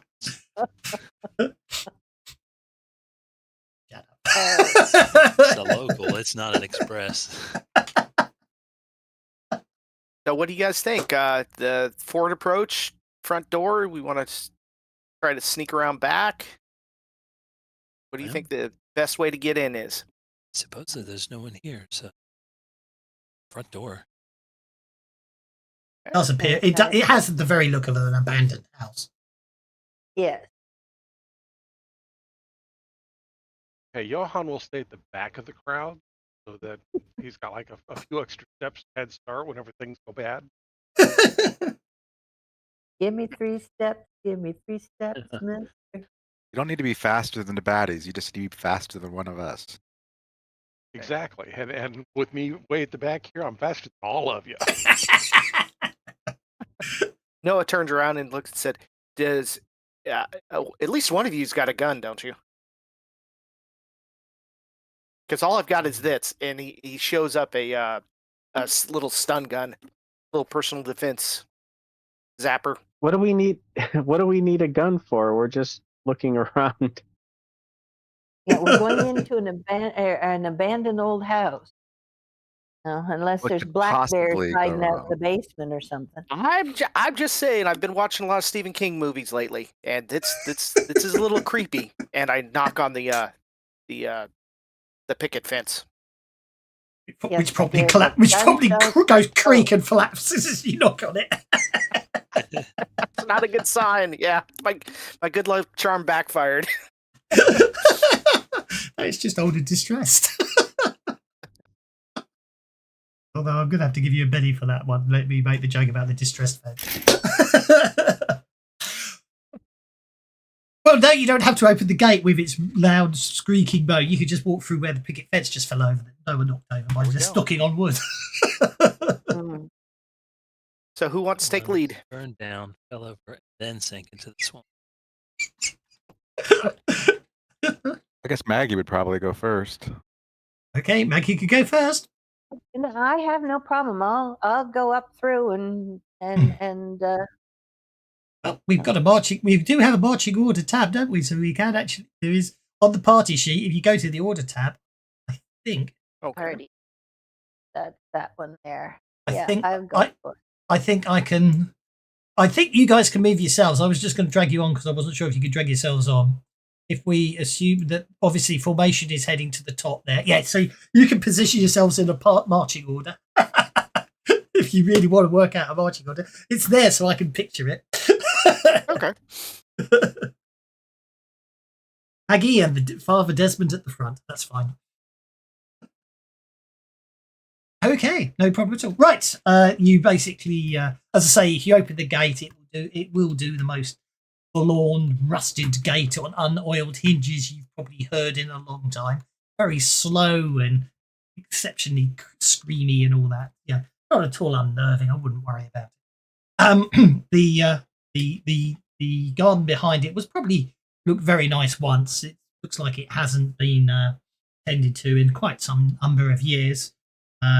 Looking at the windows, also, as you get, you can notice they're probably all broken. Probably the old thing about the local kids throwing stones at the windows of the haunted house. There's still panes of glass in most of them, but there's obviously holes here and there, which give the impression that something that people have been throwing stones at. The steps leading up to the veranda seem sturdy enough, although they creak a bit ominously as you tread on them. And that gets you basically up to the front, the big impressive oak front door, which I'm afraid is locked. You just did that so somebody can use their thievery skills. No, it was always written to Look me. again for symbols. Okay, go for it. Again, you're not finding any. Obviously, we're looking. You're not. I'm not talking about ones carved in here. This is obviously you looking for the ones that might not be seen with the normal eye. Yeah, I think I'd like to Benny that again, please. There is a. my There is. God. Oh well, I know what I'm doing. I definitely know what I'm doing with that one there. Symbols everywhere. So Celeste is obviously sort of walking around as the fog's getting worse, and obviously muttering to herself, not paying any attention where she's going, and therefore she's walking slightly. Although you're all in a line there, but from a narrative perspective, I'm going to move Celeste to it. Just sort of as you're moving towards the front door, just move them over to the right, so they're out of line with everyone else, looking around. They completely fail to notice the gopher hole, and their foot. Before they know it, their foot's in it. There's a slight wrenching pain, and she collapses into the. She collapses face first onto the overgrown lawn, causing minor bumps and bruises. It will go away after an hour or so's rest, but until then, it's very uncomfortable. Your ankle hurts. My ankle hurts. Okay. As you pick yourself back up, so you're limping slightly.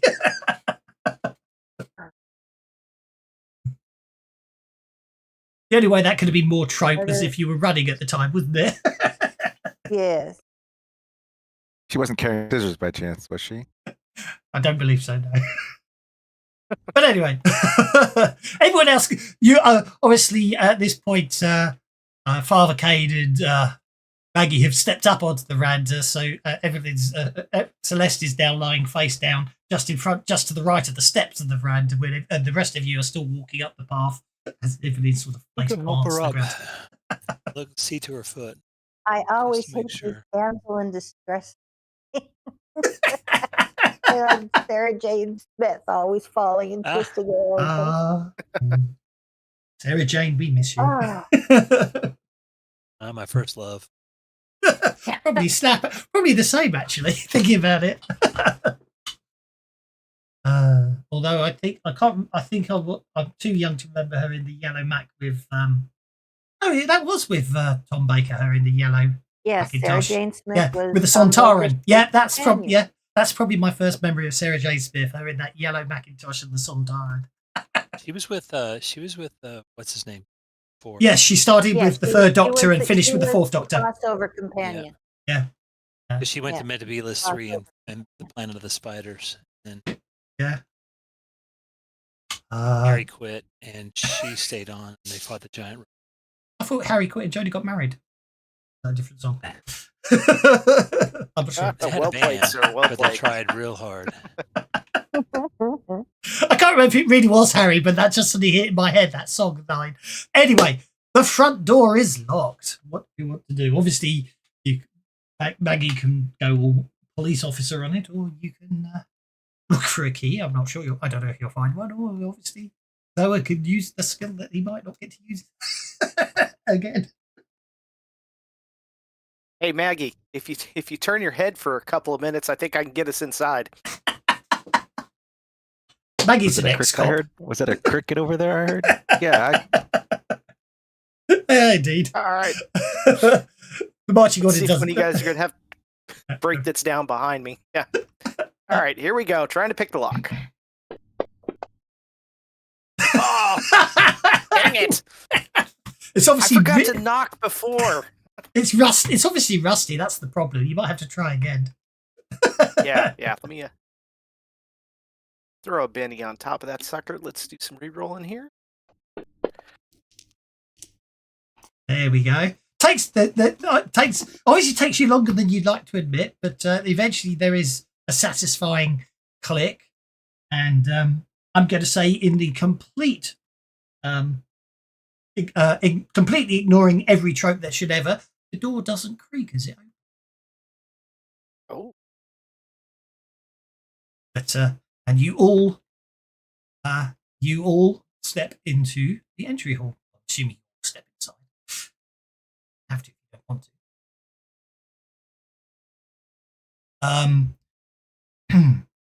A grand staircase leads up, but splintered wood and collapsed beams just decay. You could see some other doors off on the ground floor. At the far end of the hallway, you can see appears to be a kitchen, and there's obviously a couple of other rooms off.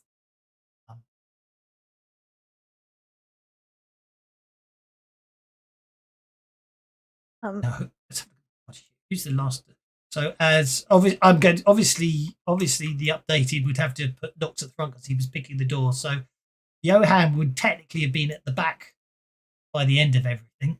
So as Johan steps into the house, and as the rest of you sort of making a bit of room as you're standing around in the entry hall, you do notice that it is a bit cold, but as Johan steps inside, and then at the same moment, the front door slams shut.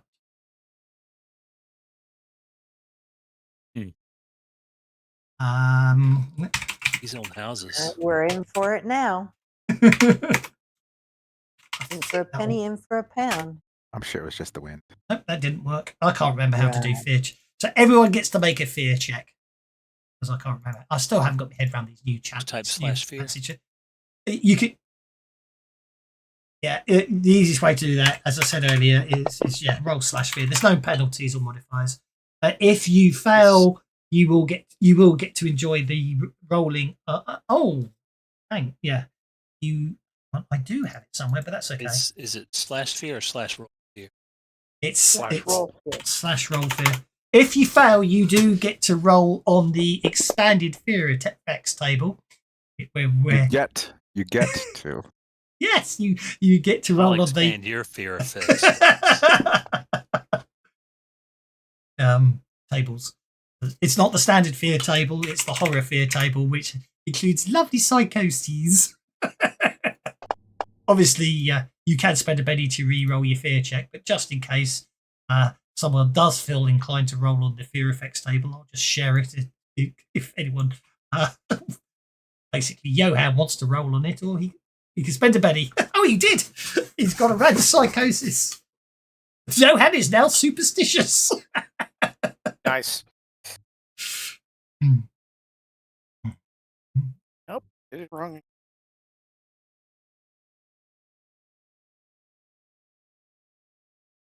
Oh, I'm wondering why. Just a spirit, right? Yes, it's the roll. You only need the roll. Oh, yeah, it's hang on, it's like this without the apostrophe. Let's try that again because I can't spell now. Oh, okay. I'm just missing the space. Roll. Space. Yeah, no apostrophe. I only put the apostrophe in so I can actually type it without it rolling a fear check. That makes sense. There you go. There we go. Okay, Johan starts eyeing everyone around him with suspicion. Actually, what he does is he puts down his tool chest, opens it up, and picks up his ratchet, sticks it in his pocket so that the little knob part is sticking out. Okay. Twisting. Nice. I like it. Make Right. sure the right end is sticking out, though. God forbid you have the round end instead of the square end sticking out of your pocket. Would anyone like to make a notice check? You don't have to. I think so, yes. Sure. So many dice. And they're all different, which is a lovely touch. They're all lovely, colourful dice. It's everyone here. Just because everyone's got colourful dice, it makes me realise everyone here owns their own copy of Fancy Grounds, has paid for extra dice. Nothing wrong with Actually, nothing. no, everyone I've got I I'm got that kind of nerd. free. Oh, the free No, stuff. not Yeah, true. I bought the blood dice. Everything It- else yeah. I got for free. that's Yeah. no. Don't get me wrong. That's absolutely fine. Being the GM, I'm just a dice fiend, and I love digital dice, physical dice. So I've just got the dice bundle. So every time they add a new one on, it's just I'm waiting for really? them to get the API so that we can actually roll physical dice and have it connect. Yeah, we're the only. That would be great. That'd be something. They have that. There was that Kickstarted one lately, wasn't there? That does work with the F word and roll 20. We'll leave The it at F that. word. Well, given that I spend a lot of my free time making modules for used in Fantasy Grounds, and anytime anyone uses the F word, that's because they're not buying modules for us to play Savage Worlds I with the F word. understand. That's all it is. No, Okay. I did my research, and Fantasy Grounds, out of all the other ones, in my opinion, Fantasy Grounds was the best bang for my buck. Really and 20 truthfully. I just wish somebody could code an RMU for Fantasy Grounds. Mm. A who? That's the Rollmaster Universal.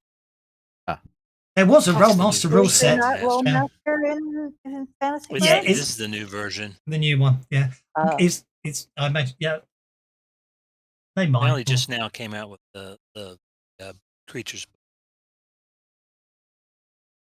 And I've tried coding it, and I am just not. So It'd be I've just realised it's actually 20 years ago. But 20 years ago, when I was looking at VTTs, Fantasy Grounds was the only one with dice you could pick up and roll. That's still the biggest selling point for me. I just like the way that feels. Yeah, they might not be physical dice, which I agree. Being able to roll physical dice and have it Bluetooth linked to computer would be nice. But it was the only one that you could pick up the dice and actually roll them.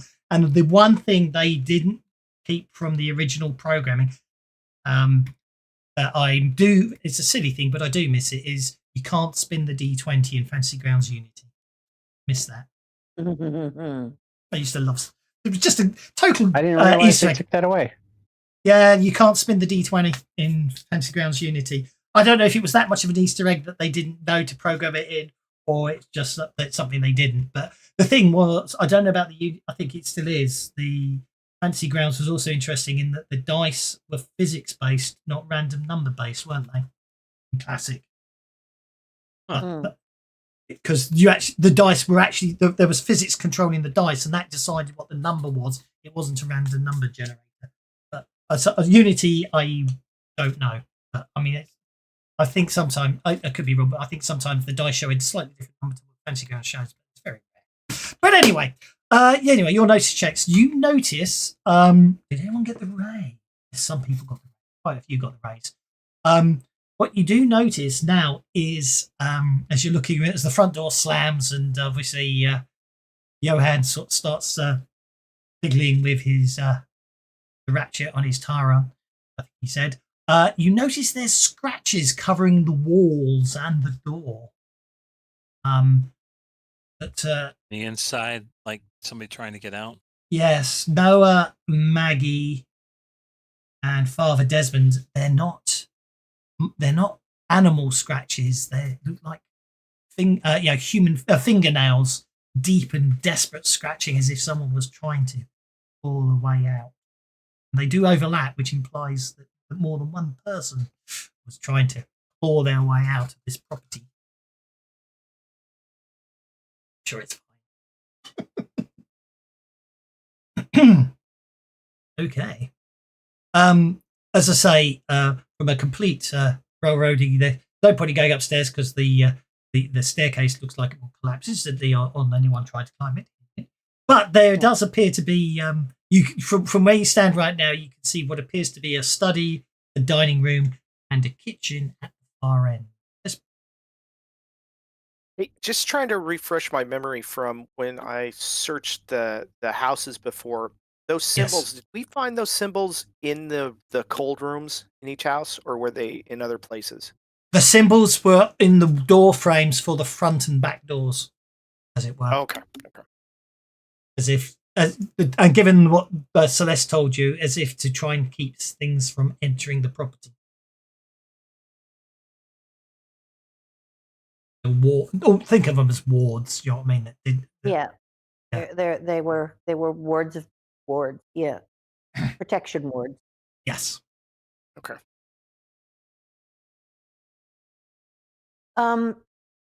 This building, Yes. is it that old that it has a dirt or stone basement, or does it have actual poured concrete basement?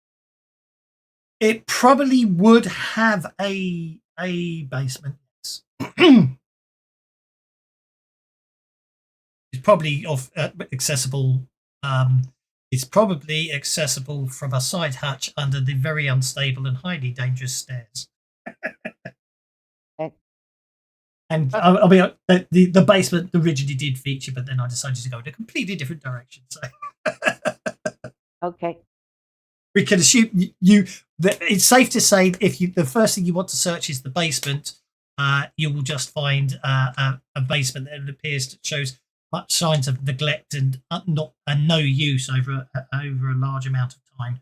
It's probably the easiest thing to say. It's dusty, and the staircase down is sturdy, so there's no mishaps, but doesn't reveal any useful clues. Okay. Just wondering in case there was some kind of deep well or something down there in some of these old basements they had, especially the old ones that were built long before poured concrete was. Yes. Yeah.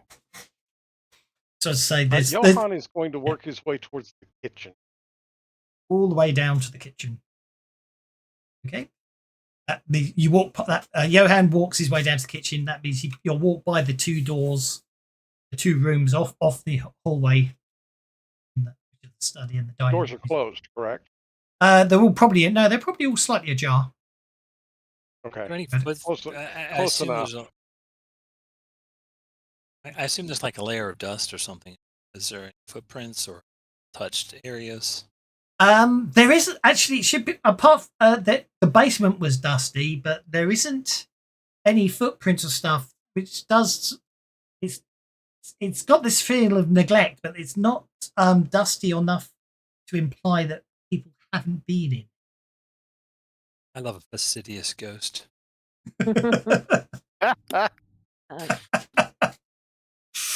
Get out the pendulum and the red crystal and see if I can pick up any particular, this room was more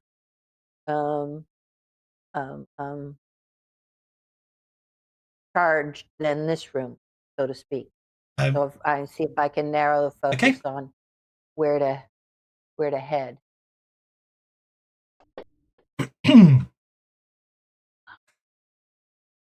Unfortunately, Are you familiar with the ideomotor effect? All right.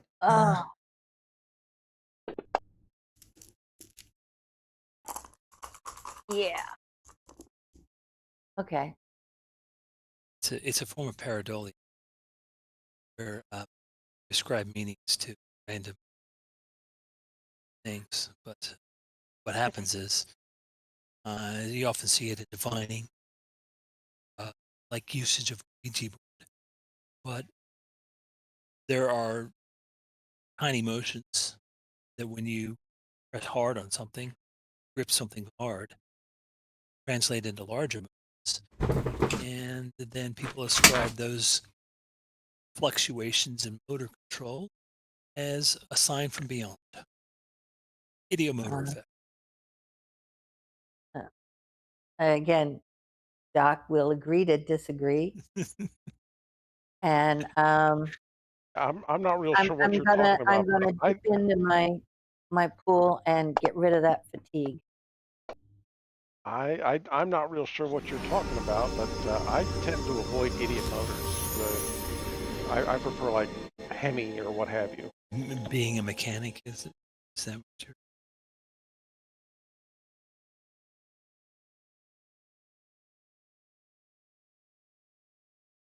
All right. So can I do that to lose that fatigue point, please? It numbs the effects, yes, if you've used relief, which you have. So if we last for an hour, and then you have to maintain it, but that's fine. Great thing about psionics is there's no, and to be honest, the faith ones, there's no real noticeable trappings as such. So that's why I picked them. Is that perfectly plausible with no one noticing? Okay. Does anyone, right? I know that no one wants to head down to the kitchen. It sounds like Celeste's heading into both all the rooms if she's attempting to analyze stuff. Where's everyone else heading? I'm going to stay with Celeste because I'm fascinated by this contraption. Okay. So, as I say, you've got study, dining room, greater or meaning kitchen. to random fluctuations. It's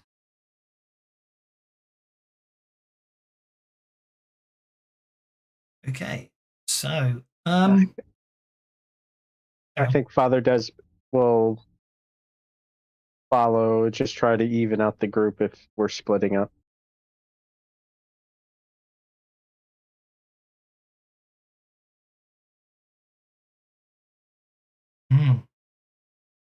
Okay. Father Right. Well, Desmond has me conflating that name. Father Desmond has me conflating two Beatles songs, Obla-Dee, Obla-Da, and Oh, Desmond owned the barrow in the marketplace.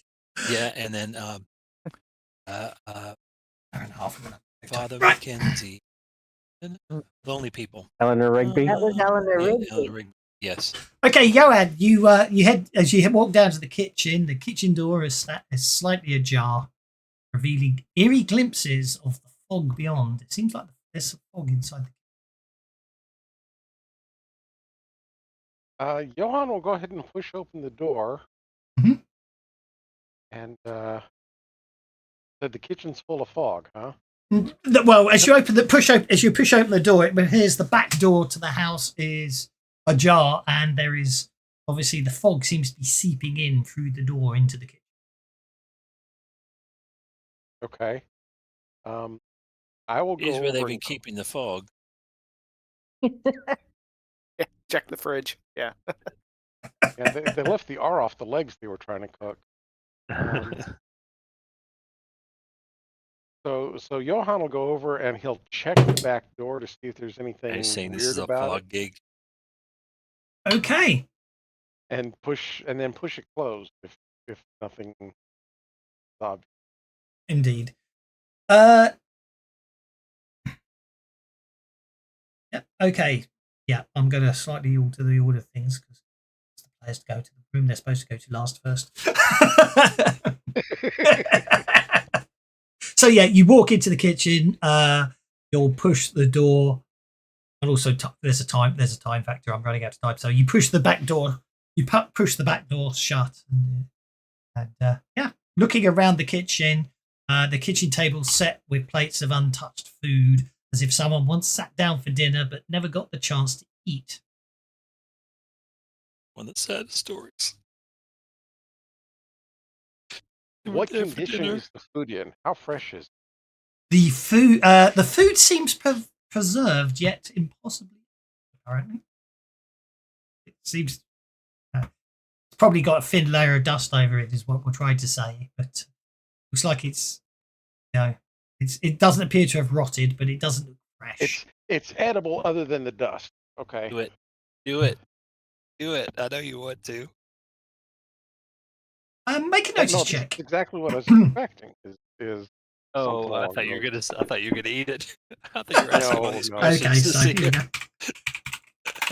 Let's go. Kitchen is Johan at the moment. Study. We're splitting the party. So who's in the study? Who's in the dining room? And who's staying in the hall? I suppose. With Celeste is in the study, I guess, right? Yeah, that was So- where I was sort of planning on going. Celeste in the study with With the Doctor. Yeah, I was thinking with the Dr. Evelyn. Okay. the pendulum ball. Unfortunately, umbrella is not a murder weapon in Clue. Okay. Johan, when you look again, you notice that the cutlery's shifted positions. Is shifting or has shifted? Has shifted. While you were sort of glanced up and back out the hallway at everyone else, and then you notice cutlery's shifted. Is some food gone when that happens? Okay, I'm Not going there, to. I'm sorry.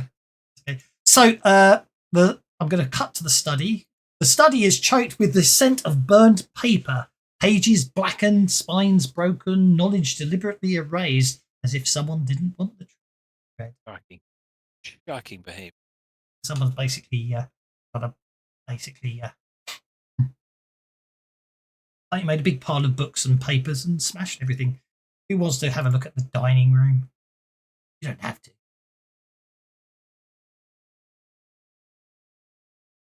Well, If there's no fog in the dining room. Yeah. There's no. The fog dissipates in the kitchen after Johan shuts the door. It was only in the kitchen. Father Kane, because he's asking about the fog. Yeah, Father Desmond will go check out the kitchen. In the kitchen. Okay. Father Kane's going to the kitchen as well. Or the dining room or whatever. I'm sorry, That's okay. whichever you said. That's absolutely fine. I'm just going to, therefore, because I'm going to definitely railroad you on a time factor. We're running out. I would just put Maggie and Noah in the dining room. The dining room's prepared. Actually, in fact, the dining room I could just not worry too much about. A long wooden table set for dinner, long forgotten. Silverware is missing except for a single knife stabbed deep into the wood. Maggie and Noah, I'll make you make some notice checks. You in there? It seems only fair to screw you. A reflection shimmers in the tarnished silver pitcher, a glimpse of the past showing people dining in silence. Their faces appear distorted. Shouldn't have said cult members because I left that one in there. Suddenly the air shifts and anyone looking into the silver sees that, which is Maggie, sees their own face twisting, their eyes. Lucky you get to make a spirit check.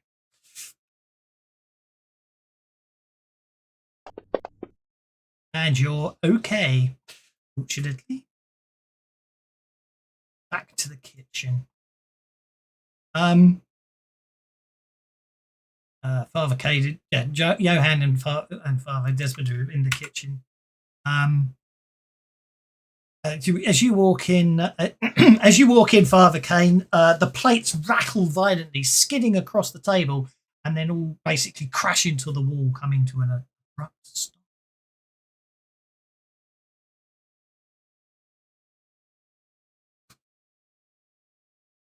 Go ahead. Oh, I'd say with all that ruckus that just came, Noah would try to go into the kitchen. Oh, of course, no problem at all. Yeah, I completely get that, and probably Maggie as well. But that just leaves Celeste and Dr. Evelyn in the study, where someone appears to have been trying to hide information, burn information, hide things. What to do?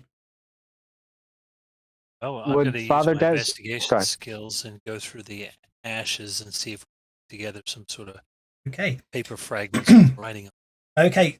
So searching through the ashes, you recover a tattered page.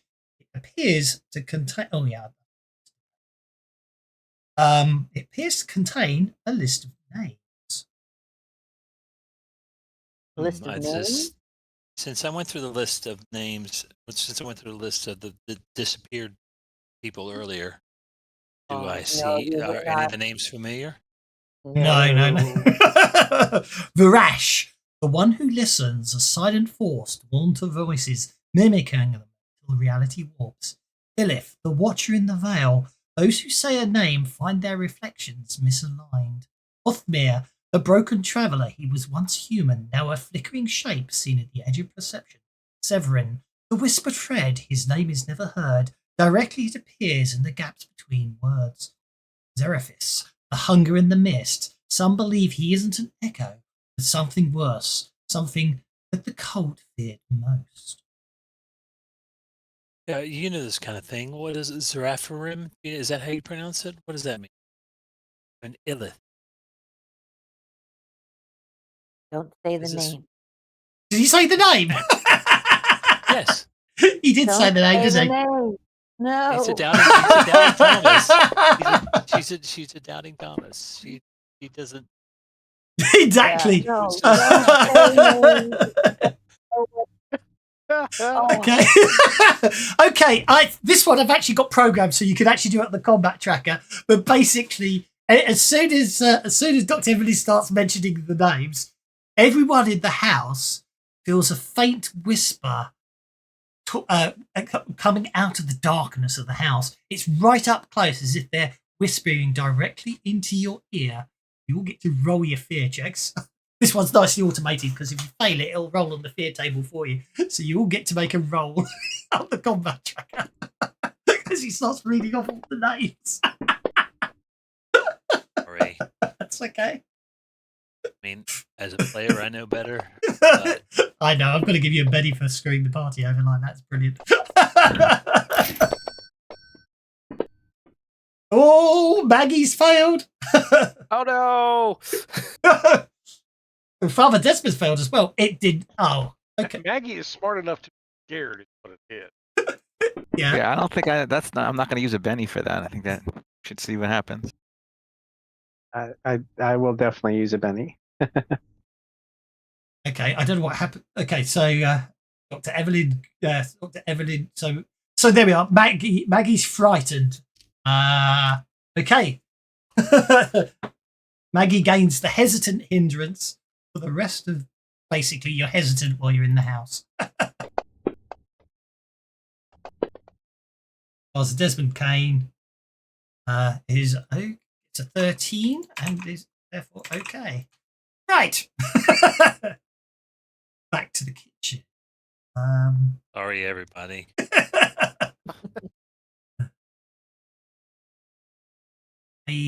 Actually, the kitchen seems devoid of much more at the moment. I'm going to be honest there. Obviously, there's the crumpled plates and everything. But the study, there's all sorts. If everyone wants to search the study, there's all sorts of things you can find in there. You can also tell. Okay. Oh, amongst the ashes, there's also something else amongst the ashes as well. Sharing their record. You hear that? The fog was a boundary, not an opening. It kept something in. Colt misinterpreted its purpose. Zeraphis was never meant to be freed. He does not speak, he takes. He fills the space where thought should be. The others fled him when he arrived. Did they fear him? Did they serve him?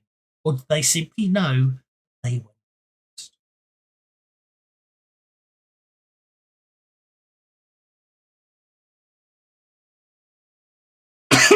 I will come back to the kitchen in a minute. I just want to see if anyone wants to search anything out. Those that were in the, if anyone else wants to search or look in any particular place in the dining room, there is. I'm assuming that Celeste snatches that piece of paper and, What? So you can't read any more absolutely. names? Yeah. Yes. yes, and admonishes me. Yeah. Don't say any. There is a desk in the room, and yeah. All right, Okay. so I'll Actually- go look in the desk. We'll start checking the desk. As you walk over to the desk, you do step upon a squeaky floorboard as well. Oh, Ooh. All right.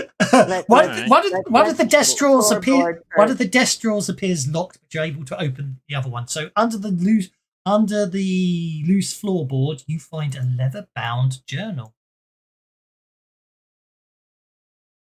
It doesn't appear to have much in it. Well, the pertinent bits. The echoes were distractions. We spent years trying to understand them, track them, learn their names.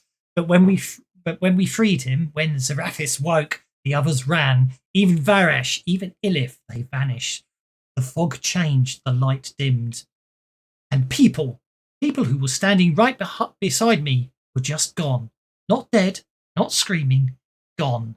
We thought we were reaching for enlightenment. We thought the ritual would give us something, but we were wrong.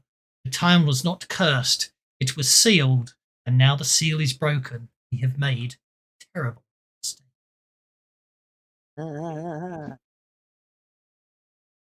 I've made a huge mistake. Now we just have to figure out how we can fix it.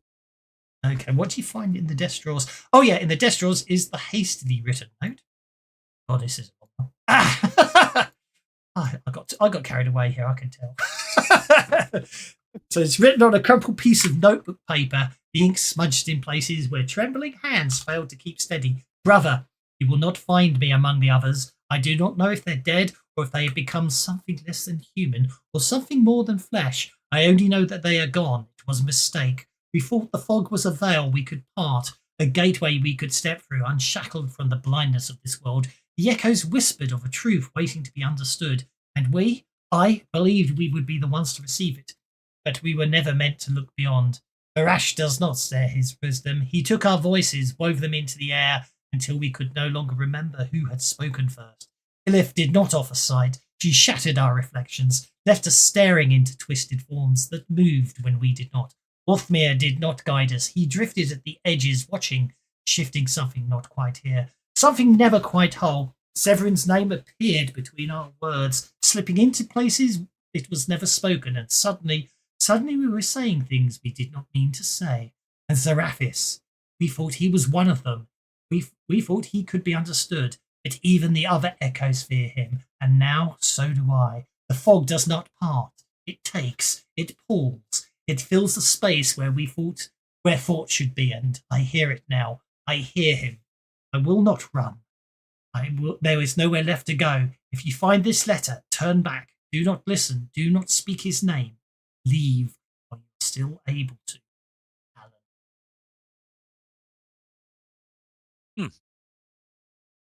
So dramatic. I did try. There you go.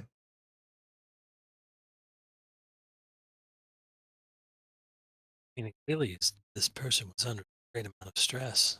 Very over. Well, we should go back to the kitchen. Yeah, Johan, Noah, Maggie, and Kate. Noah, I think it'd be brilliant. Noah.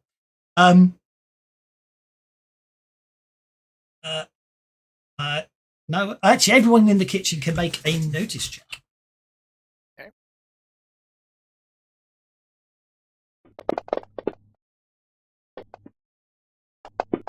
About it, so it doesn't have to be Noah.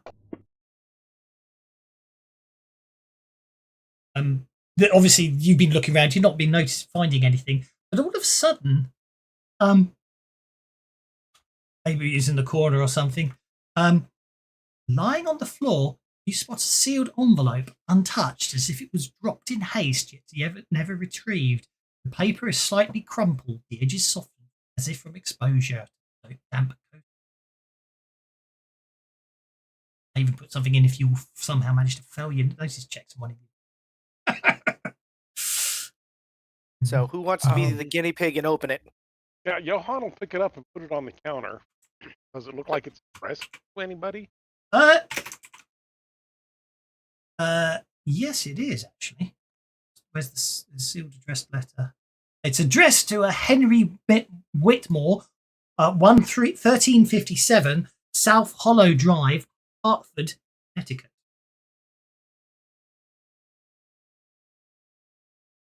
Health call.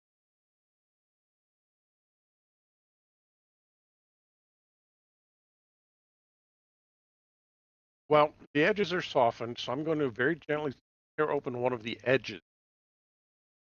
And then I'm going to reach in and see if I can pull the letter out. I'm going to have everyone join you in the kitchen from a railroady time perspective. Okay, yep, you delicately pull the letter out. It's nice. It's neatly folded into thirds, so you can fold it out. Then you well, I'll let you read it if you're reading it. I'm drinking water then. Henry, I don't have time to explain everything. I don't even know if this will before I'm gone. Just read this, listen, and don't come looking. It failed. Ritual failed. Whatever we thought we understood was wrong. And now I don't know what's left of this town. Nobody from the lighthouse ever returned. They walked in confident, believing they were about to open something new, something no one had ever seen. We waited, and hours, a full day, then but the lighthouse stayed silent, and when we finally went to check, there was no one there. No bodies, no signs of struggle, just the fog, thicker than it's ever been. When James took a group back, thinking maybe they could reverse it and do whatever was done, they haven't come back either. That was 2 weeks ago. Now there's something else. The fog moved, not like wind, not like mist rolling in. It moved, like it's choosing where to be. And people are disappearing, not dying, not screaming, just gone. I'm leaving Coldwater. I have to. I don't know what will happen to those who stay, but I won't be here to find out. If this reach, burn it. Yet you ever knew me, and whatever you do, don't come here. William Bill Mercer. Oh, that was very nicely read. Better than me, so I'll have to give you a Betty for that.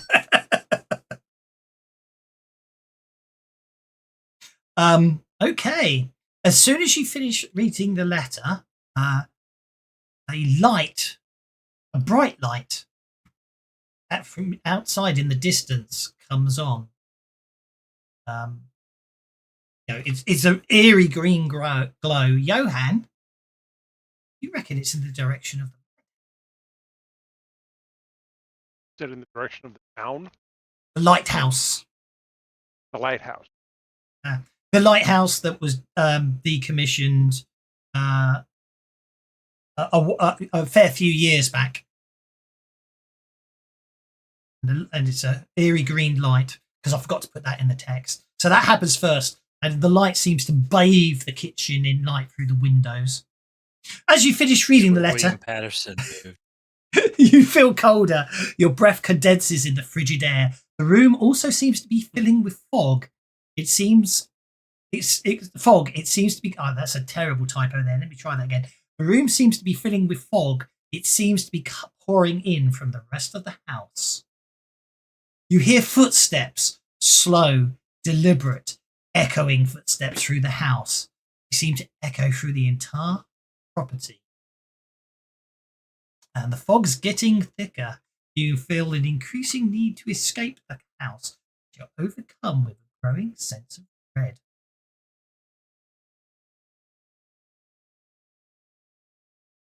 Doc, please science us into this, because I'm starting to get scared. No, I am too. But that's perfectly natural. Brain Reach perceives out. Yeah, phenomenon brain- and the way brain- it perceives brain- phenomenon. You now cannot see the other end of the hallway. It's just there's like a wall of fog advancing towards you in the kitchen. Okay, well, Can I we want to go to use- the lighthouse. It's across the water, is it not? No, it's out on that little spit of land over there. Yeah, it is. It's Oh. on a promontory. Oh, look, you got Joker out of that. The footsteps grow louder and the fog grows closer. Noah, what do you want to do? Oh, hang on. Maggie got hesitant. Oh, so Queen of Diamonds is the higher of the two cards. Noah, what do you want to do? Isn't that automated? It is if I added it, but I didn't add it because it goes as soon as you leave this scene. So I didn't want to, because I didn't want to put it on and then just remove it again. I added it to myself, so that's interesting. Okay. Oh, did you? Yeah. Oh, yes, you are using the Queen of Diamonds. It was already automated. Sorry. Yeah, because you're the only one that sees it. The player doesn't see it Yeah. in the chat. Yeah. In the chat confirmation. Yeah. Draw the Queen of Diamonds. It's All right. interesting. Anyway, Noah, you're up. So I'm starting to feel a little spooked. And someone said, we need to go to the lighthouse And that seems to be away from the fog, so I'm going to go over to that back door, and I'm going to open it up. It doesn't open. You turn the handle and pull. What actually happens is you turn the handle and open. So actually saying it doesn't open isn't strictly true. You turn the handle to open it, and it starts to open, and then it's as if somebody is standing on the other side of the door, slams it shut again.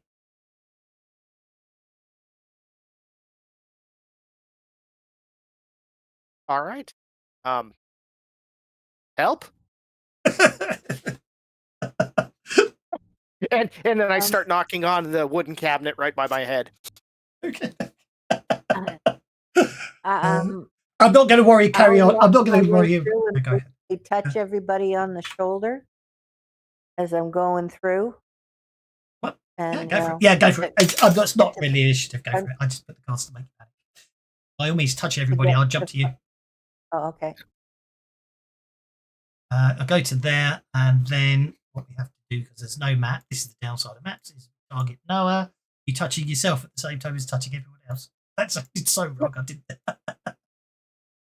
Oh, damn. I'm using the Dr. Evelyn rather than Celeste. Where's Celeste gone? Celeste is down on the 3 of spades. Try that again. Yeah, as you're wandering through, touching everyone. Yep. As the door gets slammed shut again, Noah, as the door gets slammed shut again, as you were, you hear the sound. It sounds like someone's trying to lock the door.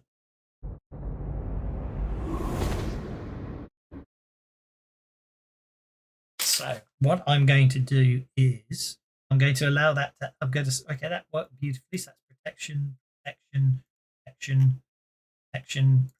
working on everyone. So everyone's, although whether they believe it or not, it's not there. So here we go. We are turning this into a dramatic task. And Noah, you're up on the Joker. So what all of you are going to work together. How do you want to get out of this place, the kitchen? It's getting closer. The footsteps are getting louder. Back door very much shut. Is there, this may seem like a question, but is there, and is there a fan you've seen? Yeah, I like Spender Betty, and there's a fan in the kitchen. Yes. Right. Would you like a pile of excrement? I am going to try and set up the there's some in fan my to blow shorts. back the fog. Okie doke. You technically can go in any order the car say, so by all means.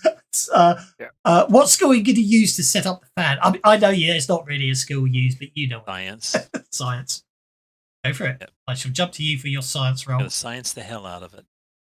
Dramatic task. There we go. You turn everyone onto dramatic tasks. Go for it. Yep.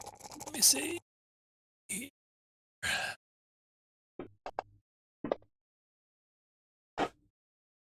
An 11. Technically, I don't get the +2. Well, I don't know. Actually, I feel like my scholarship does not apply. I do have to do what I'm doing. Do have to do. Oh, that's a 9. 9 is still a raise. So. Yep, that's fine. That's good.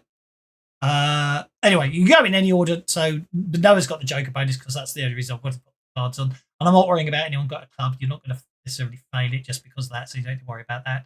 But yeah, also it should be, as you glance around, you notice all the windows seem perfectly intact and secure all of a sudden. But obviously you can try anything. So Noah. Yeah, no, Johan's God, going to go Johan. to the door, and he's gonna take the pin out of the hinges, and he's gonna start taking apart the doorknob so that it can't latch. I love it. Go We for are it. getting out of here. That's a repair check. Go for it. Okay, that's success. Yeah, that's 13. That's success. 2 raises. That's beautiful, man. That was beautiful. Okay. So you start dismantling the door. We got Noah and Maggie and Father Desmond. I'm also going to count. What I'm going to do is I'm counting Celeste's psionics as part of the dramatic task, because that's you using, protecting everyone, whether they know it or not. So that's a nice 15 from you. Because Okay. I see Johan taking the door apart, the Mhm. only thing that makes sense is as soon as he gets that third pin out, is to Mhm. try to yank that door open as quick as possible. Athletics it is. Go for it.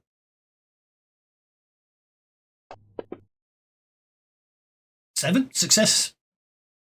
With the amount of raises you've got, you're all good there. And I think that just leaves Maggie and Father Desmond. I was going to try to shoot the bolt out of the door, but I guess I wouldn't have used futzing with it. So I guess I will do the same. I will run, Well, try to. you can quite. I will perfectly allow you to shoot at the lock of the door, because you did hear it clicking. As Johan's moving over to take the hinges out, so you can definitely shoot it before Johan gets there. Okay, problem I with don't that. want to shoot him in the. I mean, I might want to shoot him in the back, but I don't think I want to shoot him in the back. Not yet, anyhow. Well, let me roll my crit fail first. That's a success. That's good. That just leaves Father Kane. Father Desmond Kane. So, is it that there's fog in the room that's advancing, or is it that there's a wall of locked? The door's locked behind you, and there's the wall of fog and heavy footsteps coming from the fog, advancing down the hallway towards you. But the fog has been stayed by a hastily set up fan. I promise you that. I'll give a shot at saying a prayer and Brilliant. Go for it. Presenting the cross in one hand and then flicking holy water at the fog to try and dissipate it. Is that are you making that a faith roll, are you? A faith, or one of the powers is the holy water for deflection. Oh, of course it is. Go for it. Yeah, faith. Go for it.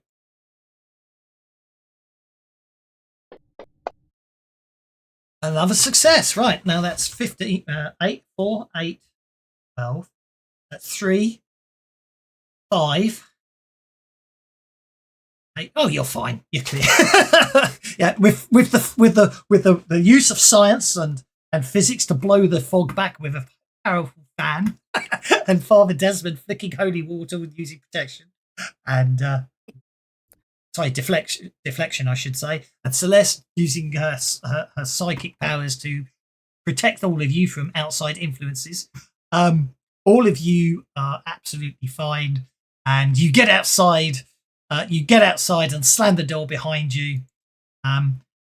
As you leave, a final whisper shivers through the room. Go, the light might not see.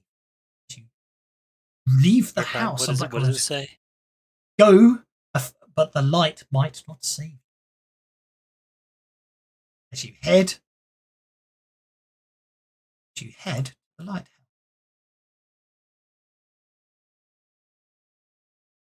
Okay. Okay, so I won't. Okay, so yeah, I won't. So the text, yeah, the kitchen door slams open. Well, it wouldn't be groaning because you removed it from the hinges, so it literally just collapses. But don't worry about that. The investigators spill onto the thickening dust. Your breath sharp with your movements, quick yet silent. Quick yet the silence stalks you, pressing against your backs. I definitely wrote this in third person, then decided to turn it into text. I was going to read it you, and that was a mistake. Trailing you down like a second shadow. The air is too still.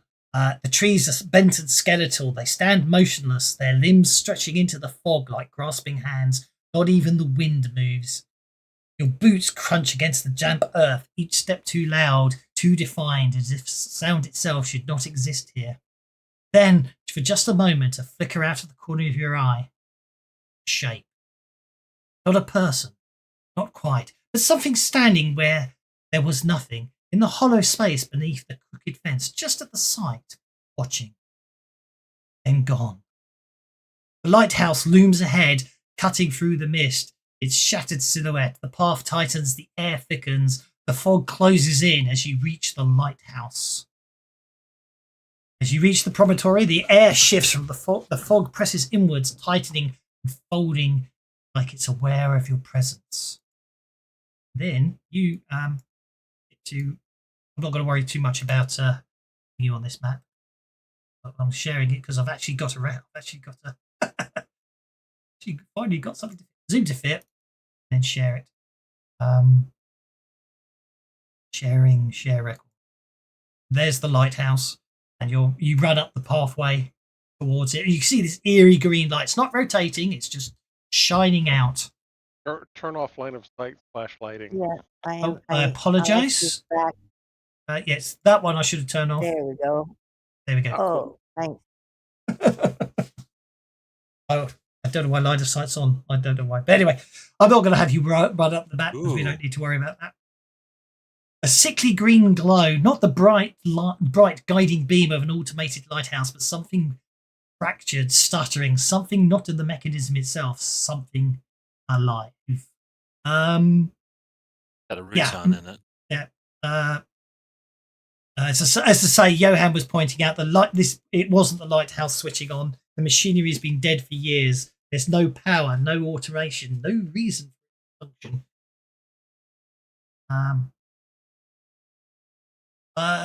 Can I have occult checks from anyone who's got occult? Approaching the lighthouse. Walking through all this fog, we're all going to catch a cult. Johan. Cult. Yeah, if you want to try an unskilled and you're not a doubting Thomas, you can most certainly make a roll if you want, based on all the information you got. Johan's grown up with all this crap, so Yeah.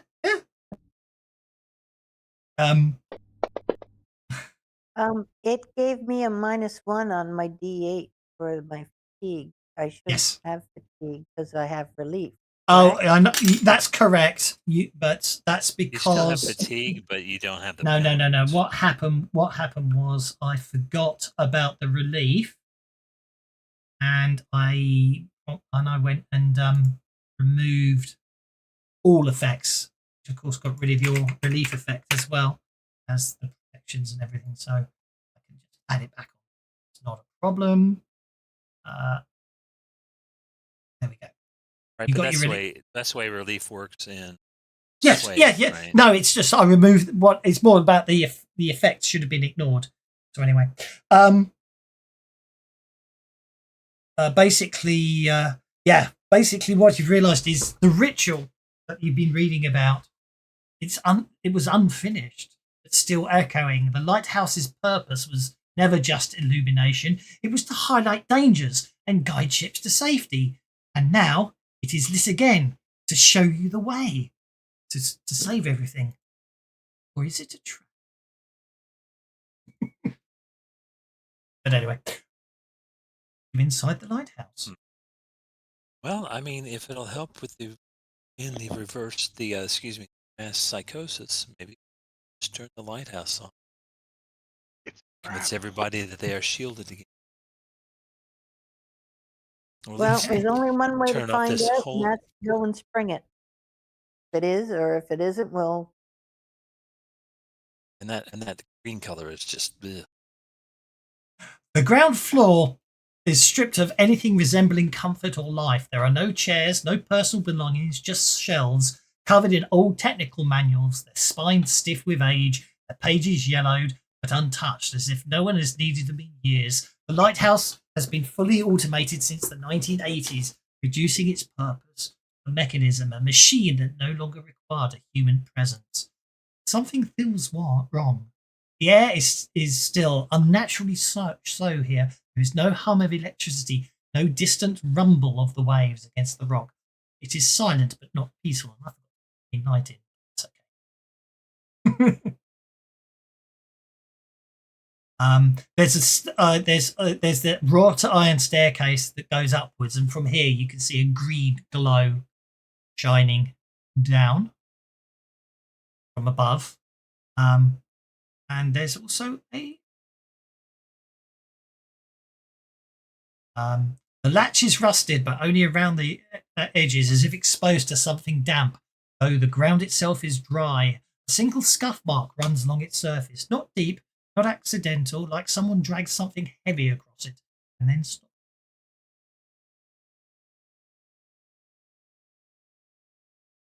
Like how above, heavy? Like a body heavy, or like a trunk full of several bodies heavy? Or like a filing cabinet heavy is what I was thinking. yes, probably very much like a filing cabinet heavy. Above, the green light pulses faintly, not mechanical, not rhythmic, but somehow alive. Obviously, Dr. Evelyn, completely different. A presence waiting for you to ascend.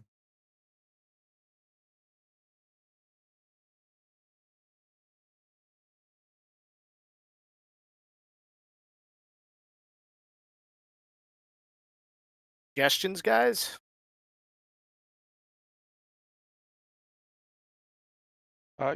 You said the trap door is locked. Not locked. I hear that.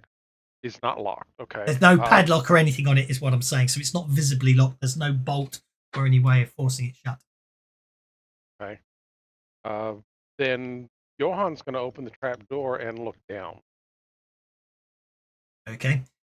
Same thing that happened in the kitchen happens here. As you start to open the trap lock, as it's basically a stronger force slams it shut.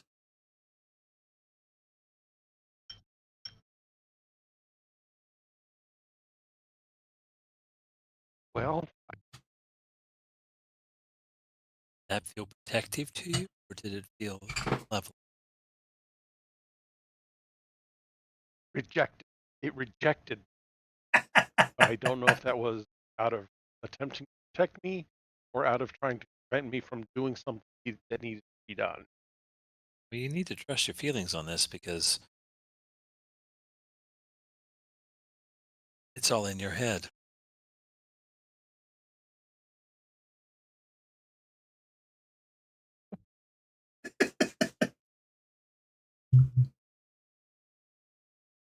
Quite proud. Well, I won't say proud, but I came up with some narrative reason to railroad you here. What a narrative railroad. So there's a trapdoor. Are there stairs as well, or just the trapdoor to move forward? You got a trap. There's a trapdoor heading downwards and a set of stairs heading upwards. Green light waiting for you to ascend. I say we go up. Yeah, I was going to say, since the trapdoor's not wanting us to go down, let's go up and see what we can see. Okay. It's the lights up there. I don't. I'll find out in a second. I didn't have I found this really nice map for the outside of the lighthouse with the lights on, and this really nice map of the inside of the lighthouse, and another nice map going down the trapdoor. It doesn't have is a map for the floors above, which I thought like of the actual lighthouse floor itself, which was a bit annoying, but that's by the way. But I'll work with what I've got. So the spiral staircase twists upwards, narrow, wrought iron, each step creaking slightly, the kind of sound that should fade with distance, yet somehow lingers a fraction longer than expected. Some lovely descriptions of the intermediate floor, but we won't worry about those. It was just to pad things out if we needed to. So basically the next floor up is probably where the living quarters were. There's a tiny kitchen, barely functional, what appears to be a broken sofa, and a vandalized cathode ray tube TV, and a bed that's in the alcove. But the spiral staircase continues upward, twisting towards the green light, which is now flickering, shifting in intensity, not like a machine failing, but like a presence. And we haven't seen any of the symbology that we saw in the other buildings here in the lighthouse? No. So we continue up then. You too much. You emerge onto the highest level, stepping onto a floor that should be empty, that should hold nothing because the light mechanism was removed long ago. The space above them should be silent, the walls bare, the structure abandoned. But it isn't. But I enjoy listening to Evelyn explain this one. Something floats in the centre of the room, pulsing with green light, flickering like a heartbeat out of sync with reality. It gives off a glow that should not exist, hovering in the air without strings, without supports, without explanation. Pepper's ghost phenomenon looks like. Especially with all this ambient light in it. Should be fairly straightforward. Either that or a hologram. Fascinating. I think you just found your duck there, Doc.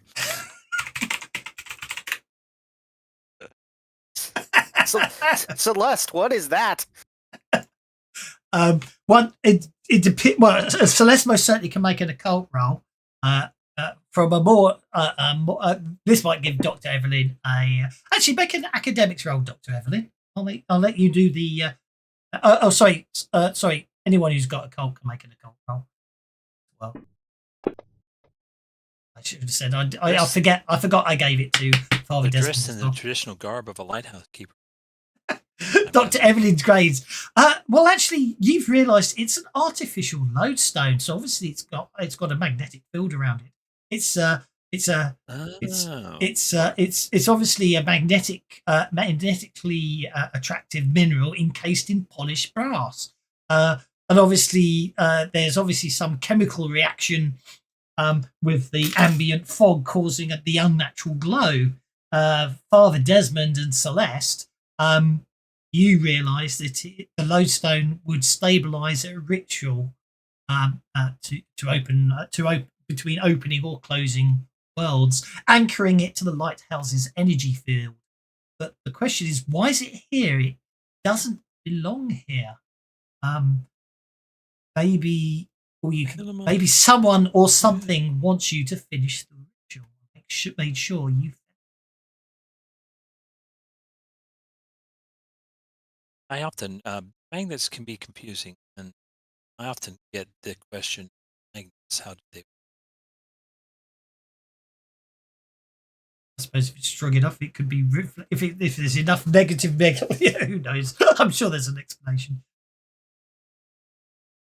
Next to tides, I get more questions on magnets. Does anyone wish to take the lodestone? Sure, Johan. I know I'm doing my job well when there's a long pause on does anyone want to take the eerie floating thing? You know you've done a good job with it. No one just wants to do it. There we are. Even if they've got impulsive. I don't remember if I gave anyone. Anyway, as Johan reaches for the lodestone, your fingers brushing against its unnaturally smooth brass casing. This moment your skin makes contact, there's a sensation. It isn't. Well, it's unlike touch. It isn't cold, but it isn't warm. It feels more like static, like pressure, like the absence of sensation itself. Your pulse stutters, only for a moment, then steadies. Though you're suddenly aware you feel something that you were not meant to perceive. The green light, for everyone else, what you see is the green light does not fade. It vanishes instantly, as if it was never truly light, just the presence of awareness, watching. And then you hear a sound from below, a slam, a loud, sharp, and final. The trapdoor 2 doors down bursts open. Though no footsteps follow to give the indication that anyone opened it, climbed out. A rush of air pushes upwards from beneath the lighthouse. The fog outside shifts, not dispersing, but rolling, curling inward, pressing against the windows of the light room with unnatural.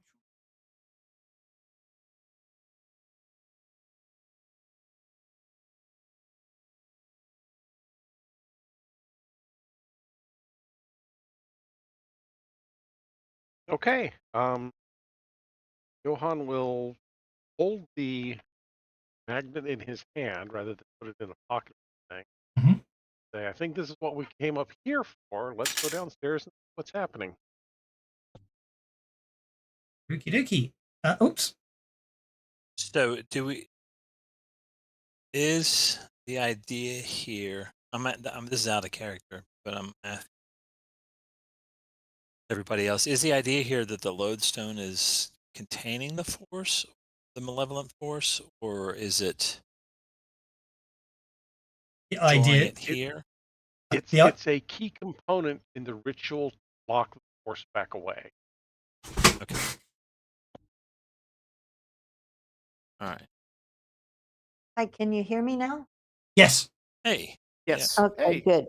I was my mic died somewhere Oh. along the way. So. Sorry, we didn't. I didn't know. We didn't realize you were. I didn't realize your mic had died. I'm afraid to say. Right. Yeah, I figured something was going on when I said I go to pick up the lodestone and I didn't get it. And we ignored you. Yes.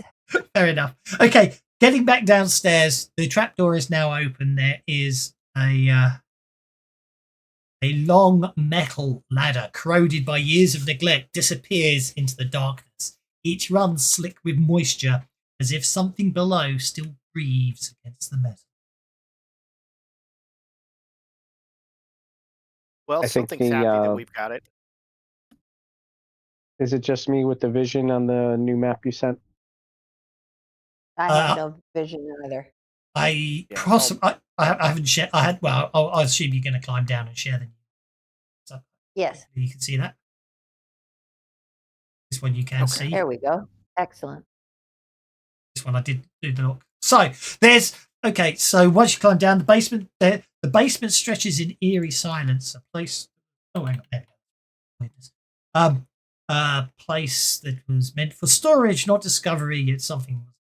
So there's a toolbox. I've made these text ones, but obviously there's a toolbox. It's lit ajar, but tools carefully arranged as if someone meant to use them but never returned. There's crates smashed open, yet some still.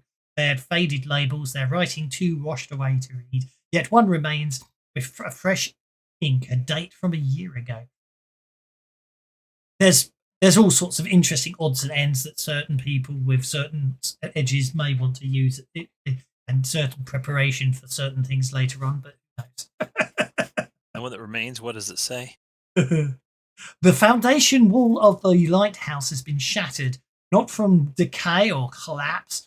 It's obviously what I'm talking about here, but from a force exploding a long, damp tunnel leading deeper. It's walls slick. What's now, in the map shows lines on the ground. What are those? Are those actually there? Is the first question. I think we can ignore them. There, that's the nature of finding a map at short notice. Okay. And not No, time photoshopping them out. That's why I was asking. Are they there? So, they're probably the remains of the foundations that have been smashed. I suspect they're a secret. I suspect, based on when you get to the other side, you'll see there's a large bit of stone. I think you'll find it's probably it's actually meant to be like a secret door that's been opened. But as I say, I didn't make that. It is a Cthulhu map. What in? You said there was one crate that was recent and not open. Yes, fresh dated from a year ago. Did we have a date on the letter? That, oh yes, sorry. The letter that was probably about 6 weeks back, which is around the time the disappearances started. 6 weeks ago, but the crate's a year old. Yeah. Okay. Well, I'm curious. What's in it? I'm going to say when you open it up, it's going to be lots of probably spare repair parts for probably machinery that. Drilling, drills and all sorts of machinery that probably were used to cut this hole in the foundations of the lighthouse. And also very useful for someone who might want to make use of a MacGyver edge if they feel the need at any point later on. Is there any like lanterns or flashlights down here? Probably. I'm going to say yes. I know some of you got torches. But I didn't bother with the lighting, so you can see. So, besides, it's not really a problem. But the biggest problem with Fantasy Grounds is, let's be honest, if you're running a modern game, you want your torches to look like the cone, don't you? Of course, Fantasy Grounds just does them as rings, so it's easier. I find it's easy just to assume you've got lights and you're illuminating the way, than actually worry about. No, that's cool. I was just trying to figure out if I was going to be the one lead with my cell phone flashlight.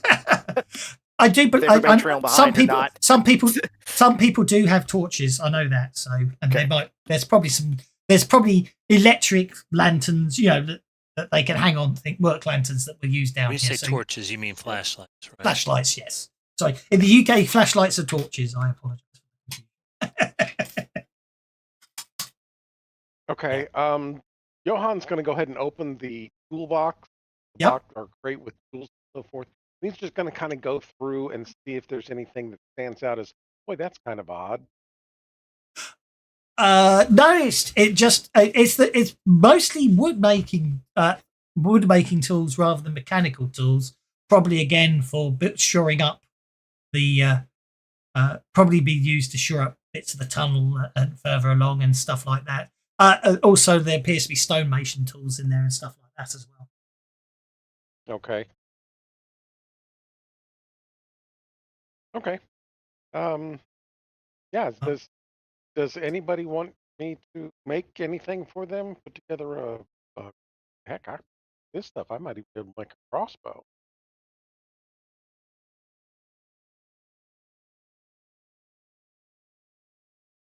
Maybe Oh. hold off on doing anything with it until we see if we have a need for anything in particular. Okay. I'm just feeling a little antsy. I need to do something.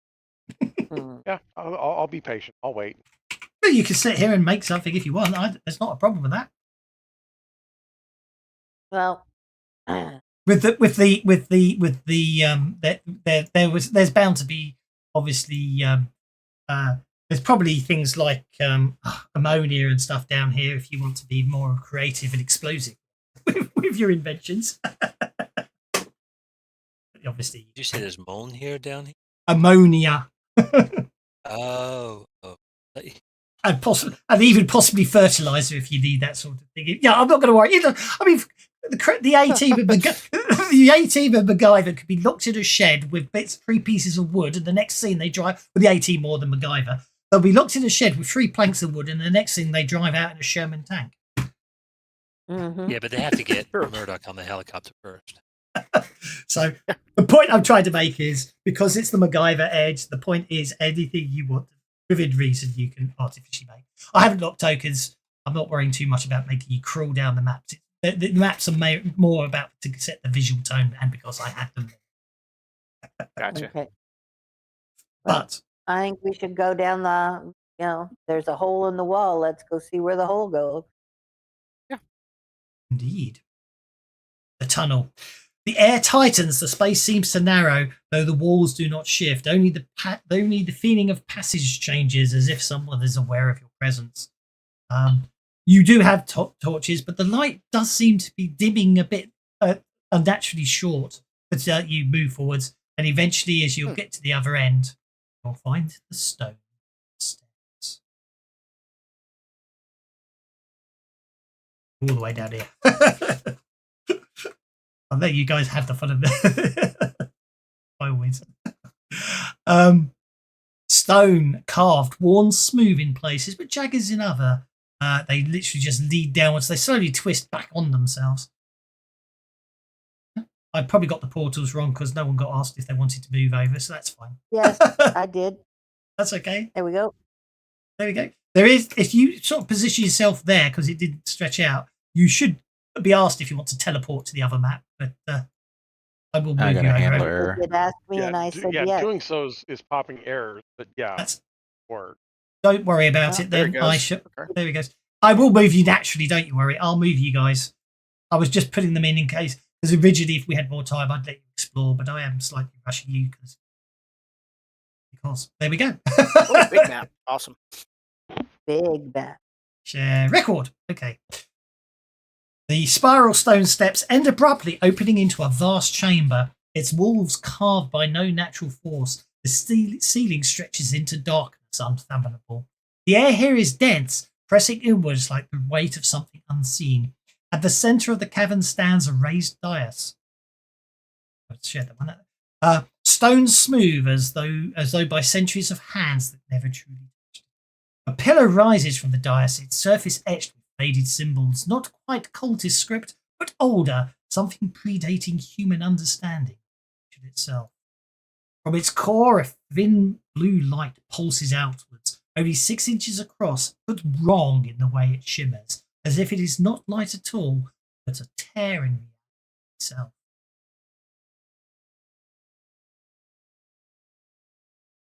Somebody should go run and smother it.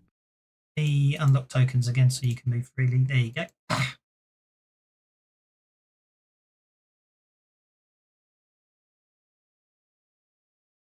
Does anyone else find it strange that there's this large of a cavern?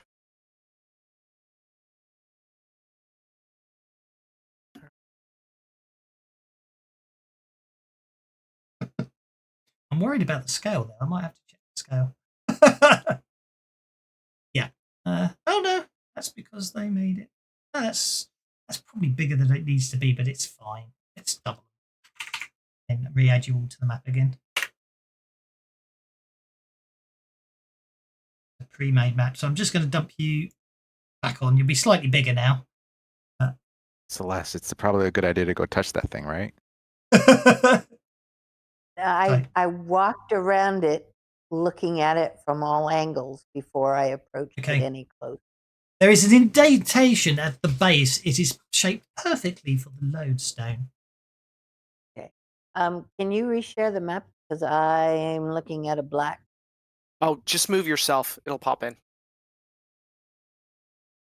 That work? Ah, okay. Thank you. Yeah. Okay. You're welcome.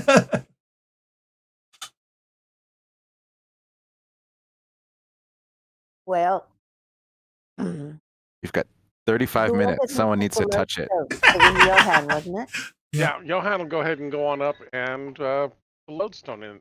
Okay, as Johan goes up to put the lodestone in, I need Father, Dane, and Celeste to make a cult checks.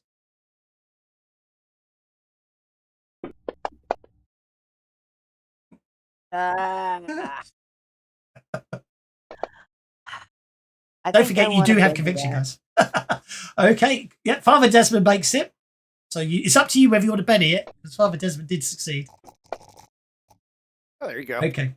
As Johan goes up to put the lodestone in, Celeste and Father Desmond, you suddenly realise something. The ritual was never completed, probably not by accident.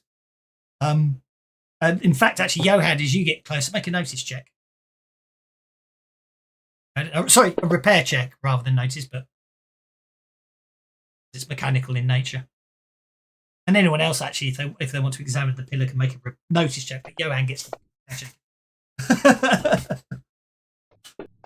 And if anyone else, actually, if anyone's got the repair skill, they can make a repair check as well. I will give you that. Oh, grief! I don't do this. That's okay. Maggie notices as well. So what you notice as you go to put the lodestone in, there's like a mechanical device inside the pillar. So if once the lodestone's inserted, it gets locked in place. There doesn't appear to be any way to remove it. I'll say, wait, don't put it in yet. So you realise, Johan, that this lodestone's never been put in the pillar. And Celeste and Father Desmond, you basically suddenly you have a horrible feeling, or maybe it's a realization. You don't know where it comes from, but the lodestone was never put in the ritual was never completed. The lodestone was never put in to focus the power, and it probably wasn't by accident. You get the distinct impression that the people who were performing the ritual realized too late they made a mistake. That the Zarathis was not a spirit nor a god to be worshipped, but a force beyond their. Don't put the load. Don't do it. So they made a mistake by not putting the lodestone in soon enough. Putting the lodestone in would complete the ritual. Putting the lodestone in would complete the ritual and allow Zarathis to step through the doorway between worlds. At the moment, Right. all there is at the moment, that blue light. Now, as you see it, you have to look at it at the corner of your eye. It's a very narrow portal opened to. If this was a true horror trope, we would think the opposite of that. No, we need to close that. We don't want to open it. We need to close. So Basically, somehow we putting the gotta figure lodestone that in out. will open the gateway, but instead it's just become a fracture, only allowing a fraction of Zaraf's essence to slip through. We don't want to wonder do And I if that. forgot we to, can I reverse- forgot, Dr. Evelyn, sorry, I forgot to let you make a science check. I apologise. Oh, okay. I And was just about to hypothesize extemporaneously. yep. And also a faith, Hang on. and Father Desmond, you get to make a faith check. Egg nabbit.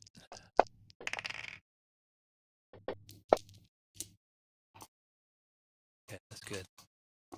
And, anyone who actually, if anyone else has got science, they can make a science check. I wonder if we could reverse the polarity on the stone. Okay, so Father Desmond, with your faith check, what you sense is the blue light is not a contained energy source; it's a wound, a link to whatever realm holds Zarafis beyond full manifestation. But basically, the blue light is an actual wound upon the fabric of this reality that we live in. And Evelyn Gray, what you've noticed, and it's a bit disturbing, is the light that's emanating from from the pillar does not appear to obey the laws of physics. The light's not being blocked by solid objects. As you notice right now that Johann's standing there and the light's being cast, there's no shadow on the wall behind him. As he's standing there, the light is just constant. It's as if he's not physically standing there to block the light. So what you realise is that to end the rich, basically examine it. So basically, what you there are a number of ritual symbols carved into the dais around the edge that will require a bit of time to analyse them. That they'll probably give you the key to how to reverse the ritual. I'm also giving. But also, you get the distinct impression that this would be Father Desmond and Celeste. You get the impression that reversing the ritual will upset Zarafis, and he will probably use everything he's got to try and stop. Is obviously the fog and the I echoes wonder in the fog. if opposite poles attract, and similar poles repel, can we reverse the polarity on the lodestone? Ooh, like that.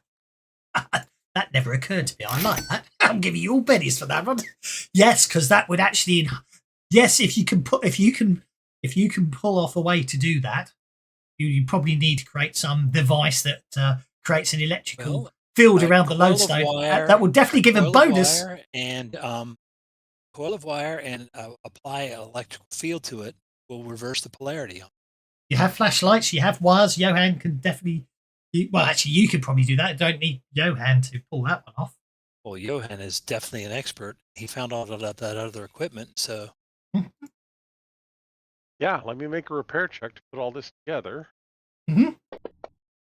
I'll use my science to help him. That will give a bonus to those people that are going to perform the ritual to close the. So, basically speaking, after you spend some time doing the analysis, which I'm not going to worry too much about, is what you basically you need to close the wound, the wound in reality. Obviously, reversing the polarity on the lodestone, which I think is absolutely brilliant. John, you got a 6 there. That will give a +1 to the people performing the rituals bonus if you insert the reverse polarity lodestone. But hang on, sorry, there was a science support roll there, which gives you +1. That gets you a 7. You got a 7 there. You want to try? Yeah, not quite enough for the raise. That's okay. That gives him a plus. You know what? I've got enough bennies. I think I'm going to go ahead and try for the raise. Okie dokie. Lovely. Almost Lovely. And the +1 that gives me 2 raises. Nice. The +1 gives you 2 raises. Okay, that gives everyone That means the people that will be performing the ritual will get a +3 on their die roll. Yay. Okay. So basically, this is We so did a good thing. after you've obviously also you've got time to build any other things you want to do, and the players have also got time to do anything and do any sort of prep work before you start the ritual. But after you read, obviously I am slightly rushing things because we're running out of time, and I don't want to not finish the adventure, guys. So instead of making you That's okay. work it all out, so basically speaking, it's going to be a 5-round dramatic task to complete the ritual. But based on from what you've reading in the runes that have been left there, whether they've been left there by someone helpful or what, you don't know, is you will be assaulted by Zeraphis. Although he physically cannot come through, he will be able to send his echoes in the fog, which according to the notes here is everyone who's disappeared has been turned into one of these echo creatures. There is no way to save them. They're living in total mental torment all the time. So stopping them will actually let them find peace. So what I'm trying to say is you've got a 5-round dramatic task where you have to, at least one of you, possibly two, as many as you want, making occult faith rolls or support or other roles that will counter support, but they'll actually count as successes in their own right to close the portal. At the same time, there will be people being assaulted, so you will need people sort of defending the people performing the rituals, if that makes sense. And after 5 rounds, you'll need to make, think about this, 5 rounds. 5 rounds. Well, we'll work it out on how many people are doing the ritual, but it will literally be a case of number of people doing the ritual times 5 plus 5. Okay. While everybody's prepping their rituals and so forth, Johan wants to go back and see if he can make a couple of battle acts. Certainly. For each success, you can take 1 battle axe. For each success, you can take 1 battle axe from the inventory and add it to, people who just add it to their characters. Apparently, only going to get to make. And obviously, yeah. I'd like to find a knife. There we go. There's 2. Is there any loose stones here on this floor anywhere? Oh, if you notice, there's lots of loose stones everywhere. Look. Okay, I'm gonna go find myself a stone that's about this slightly bigger than the size of my fist. Okay.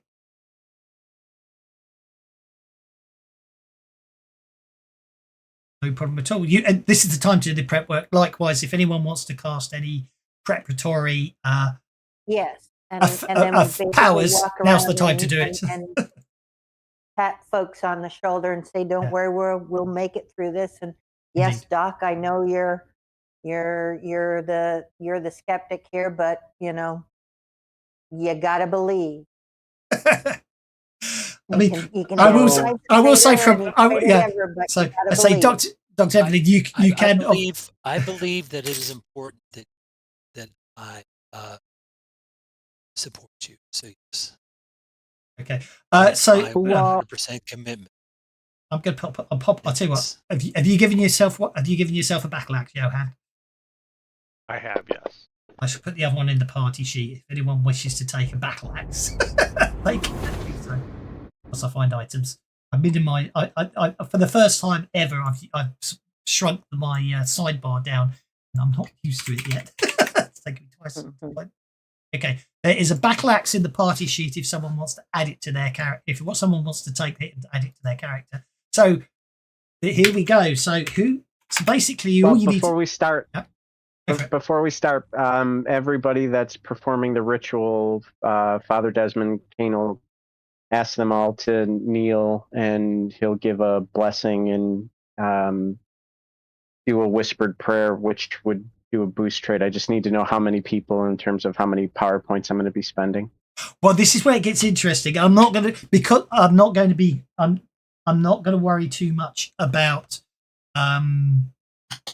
durations, because the idea is because I don't care, you know what I mean. So, but you potentially you're going to have to technically do multiple boost traits because of different powers. But I'm not going to worry about that. So yeah, just target everyone, and then we'll change what trait you do, because who cares? It's the Okay. you know what I mean. This is very much a case. Oops, let's clear targets. It should be Father Desmond, target friendly units. So I'm not going to worry about the rule. I'm not going to let the rules get in the way of a good story here. So you just spend the power points. I gotcha. Okay. So how many of us are doing the ritual, and how many of us are defending? What do you guys think? I'll be defending because I'm probably not. I don't have anything I can do to help a Okay. ritual. If you want, okay. Now Father Desmond's got everyone targeted, and they'll do this. They'll Okay. do the same thing for Celeste. Let her target friendly targets. So now you can position yourselves wherever you want. If you're going to take part in the ritual, pop yourself on the dais. If you're not taking part in the ritual, just position yourself somewhere around the dais to defend those taking part in the ritual. That way, it's the easiest. It's a nice visual way of doing it. So you just pop yourselves where you want to be. If you're in the ritual, stay inside on the dais because you'll be near the pillar. If you're not, if you're defending, just keep yourselves outside. It's the easiest way to worry about it. From a perspective.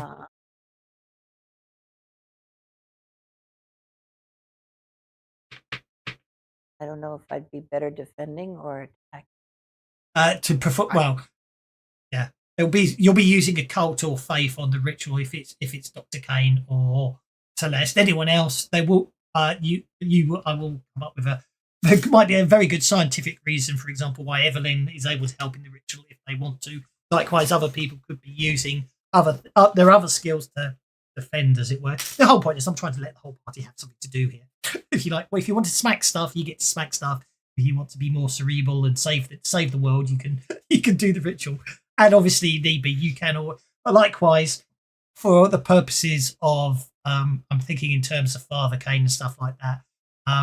Using stun while performing the ritual because you're being attacked does count towards the number of successes, if that makes sense. I'll be a bit fast. I'll be a bit fast and loose with the rules on that score. You know what I mean? Okay, so Father Desmond has cast Prayer Boost on everyone, so it's quite straightforward. Let's just apply it, and then I'll worry about your traits as I hit you in the combat round. Okay, and then if I move the combat tracker to Celeste, I'll start.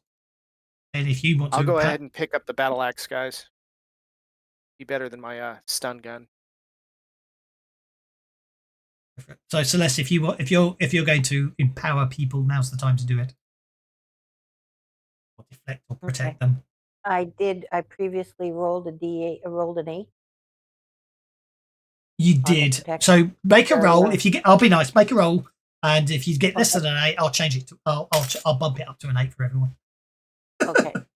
It's only because of it makes the automation work. Well, look at that. You got a 20. Wow.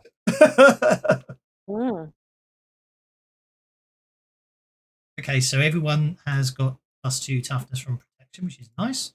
I'll clear the targets there. Okay, and then when the combat starts, I'll worry about the traits. So, right, let's do it very quickly. Noah Knox, which trait do you want boosted? Let's go. Let's go with strength. Okie dokie. Strength it is. Maggie. Well, for metagaming it, probably for not even metagaming it. We're going on a horror. I'm going to boost spirit, I think.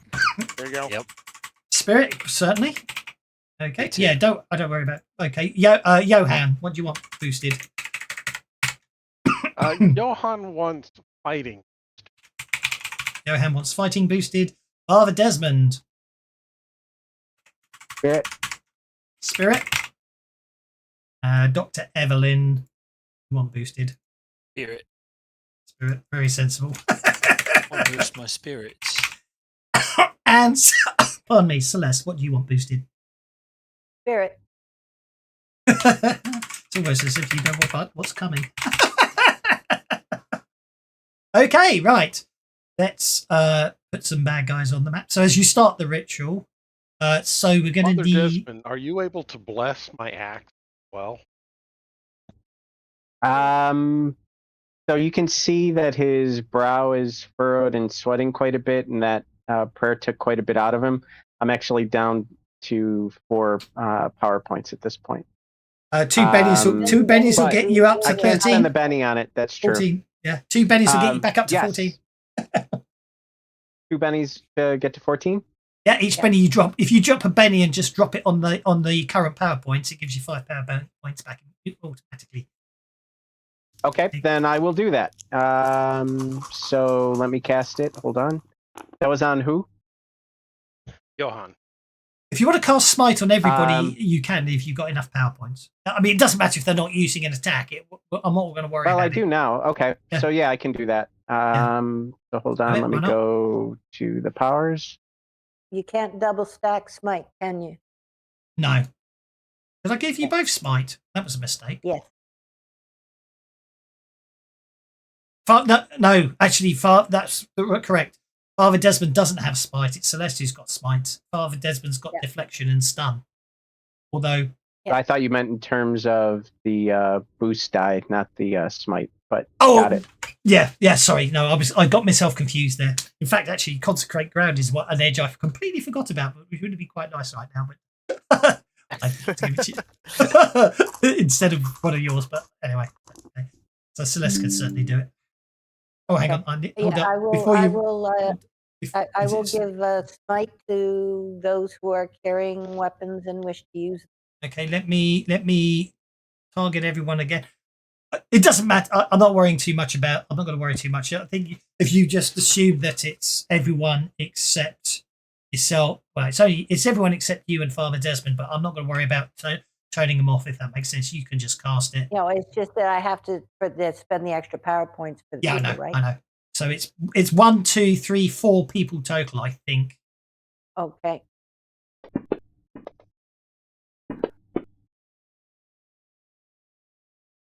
All right. Okay. Right. And because it's going to kick off when it starts, I do believe. Yeah. And that'll be damaged by +4 because it's a raid.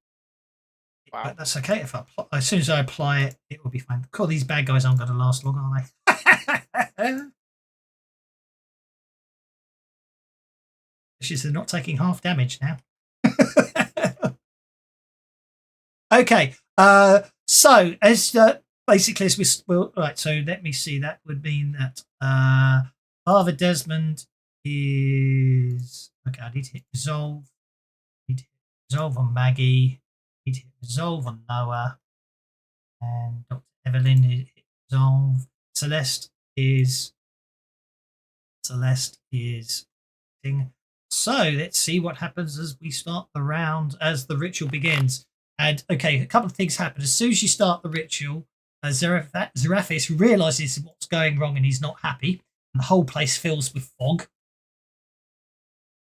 Literally just appears out of nowhere and starts filling in. The bad guy's got jokers, which is a bit unfortunate for you guys. And Hollowborn start appearing out of the fog. And they look like that. Ew. They look like ood. They do a bit, don't they? Rendered in charcoal. I was thinking the same thing.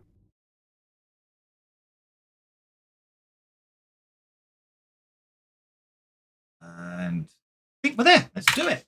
Okay. I ain't no hollowbone girl. Oh, I need to lock tokens, don't I, for movement purposes. Lock tokens. Yep, but turn off snap to grid because we don't need snap to grid on. Hollowborn, they have a pace 12. So he definitely gets in okay, which means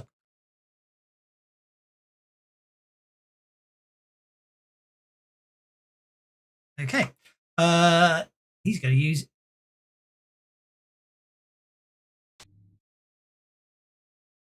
He's going to stand off. Actually, he's not going to come in yet. He's going to just hit Maggie with a fragmented scream.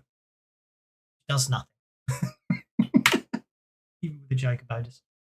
Hollowborn number 7. They literally look at you and scream. Targets Johan and fells his fragmented scream. Oh, they're terrible. Dr. Evelyn Graves, you're up. 12 minutes. We're not going to finish 5 rounds. We might have to make it a 3-round test. Go for it.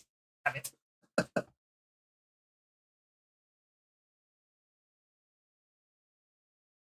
You lost the dog. Put the dog on hold.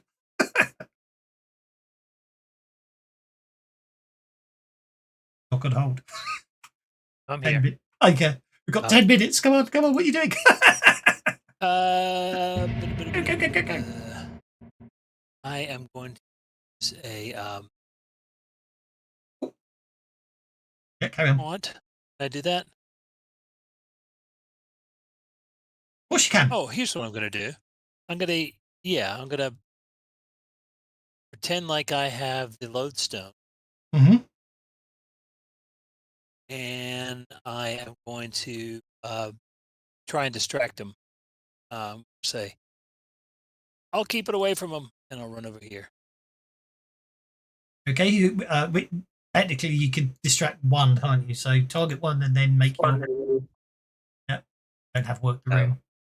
It's fine. Okay. So go for pick one. Who hasn't Anyone you gone like. yet? This one, and this one, and that one. I'll pick 5. See him close. And for it. if I select him, Oh, yeah, it would have worked. Yeah. what can I use for persuasion? Maybe. Is that you could use anything. You could bamboozle them with science, your knowledge of academics. You could try and persuade him. I'm It's a trying to test. persuade It's him anything that you I want. have that. I have Yeah. it. Go for it.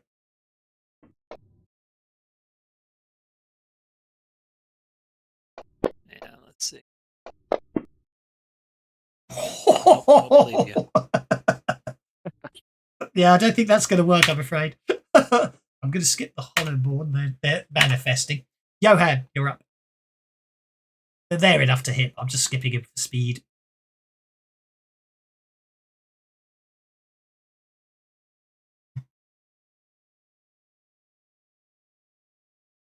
Spirit. So. Johan? Okay, Johan is going to come this way and chop this one. Go for it. I'll be lucky if I get 1 round in at this rate. Oh, it's a 1-round ritual, guys. It's quick acting. Yeah. Yeah. It doesn't matter as long as you had fun. I did. So you carry on. I even forgot to hit you with the spirit check, so that's okay. In fact, actually, yeah, I'm going to be nasty. Right. I'm actually going to hit you all. So the first thing that happens is there's a mental assault. Sorry, I forgot. At the beginning of the odd numbers round. Zeraxif lashes out. He forces you all to resist his influence. So luckily, it's a spirit attack. All those people that boosted their spirit. Except I can't spell spirit. So let me fix the bloody typo. I just noticed. Interesting. It thinks a spirit check is an untrained skill. That's because I didn't spell spirit right. Oh, it's sprit. Okay. Yeah, Yeah. S-P-I. I can't spell spirit. Spearit. Spirit. That's what There happens. it is. I said anyone who's been in one of my games, you know, there's always a section of the adventure I'm up in the early hours of the morning, desperately typing, and that's where it all goes wrong. So try again on your spirit rolls. If you fail, you're distracted.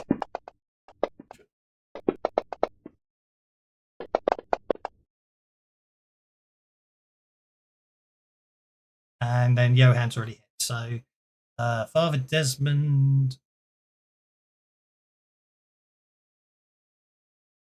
I think everyone made it because you've all boosted your spirit. So well done. Okay, Johan, roll your damage. I think you hit, didn't you? Yeah, I scored a hit. I only used that because you had so many people. I only made you roll those because everyone you spent all those power points on actually boosting everyone's spirit, which was really the right thing to do. So go for it. Well, it's not showing me my damage. Have you equipped the axe? Oh, I have. I've That's even put worrying, the isn't second it? one in. that's Neither one of worrying. them are showing. I'm seeing it on my sheet, your battle axe.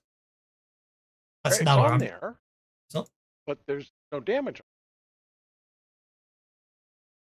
Oh, wait, there it goes. What was that? I don't know. I saw what you mean. Sorry, I was looking at Noah by mistake. But yeah, worked. I don't know. Very weird. Go for it. Good old fancy grounds, the old update thing. It's shaken. I'll take a shake. Well, given it's a one-round ritual, I wouldn't worry too much. Yeah. We've run out of time. Let's kill the. Let's kill the sign. Let's kill the doc. All these they had they had all these lovely effects like dimensional slips, so they actually had things that you'd have to notice them, otherwise they'd get bonuses to hit you the following round as He they has an umbrella disappear in front of too. you. Excellent.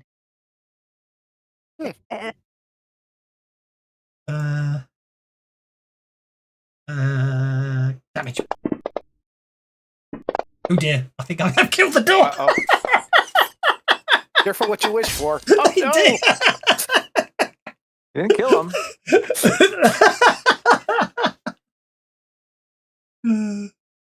I'm gonna. And let me guess. I'm at- And 8 bennies to soak with. There you go. That's the first soak because there's no response there. Are you happy with taking a single wound? 5 minutes to get. Come on. Oh no, Yeah. that's fine. Yeah, I'll take a single. Okay. Follow Down Boom. and go. Oh my! I'm surprised you can swing so accurate. That on your face. Yes. To the better end. To the very end, yeah. I'm going to have to run Scooby Doo for Tong again one day. The moment where they defeat the zombie that looks like the classic Scooby Doo zombie, and then try and pull the zombie's mask off, and they pull the face off is classic. Watching them try to destroy it. Okay, Johan, I've just attacked you as well. They're very dangerous. I hit the soak button for you because I'm feeling very speedy.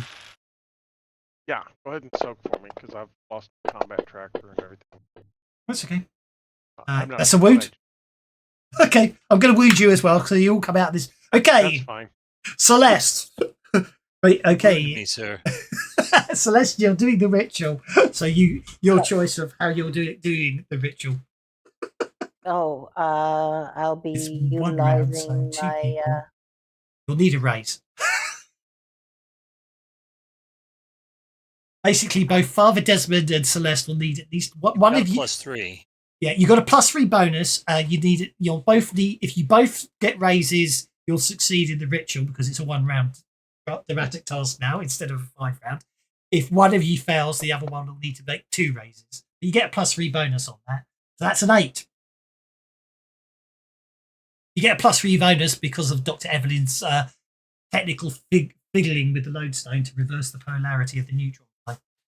I Okay. doubt reverse the Nice. polarity. So- That's just so a that's- truism. An 8. So that would be A success and a raise. Exactly what with you a need. raise.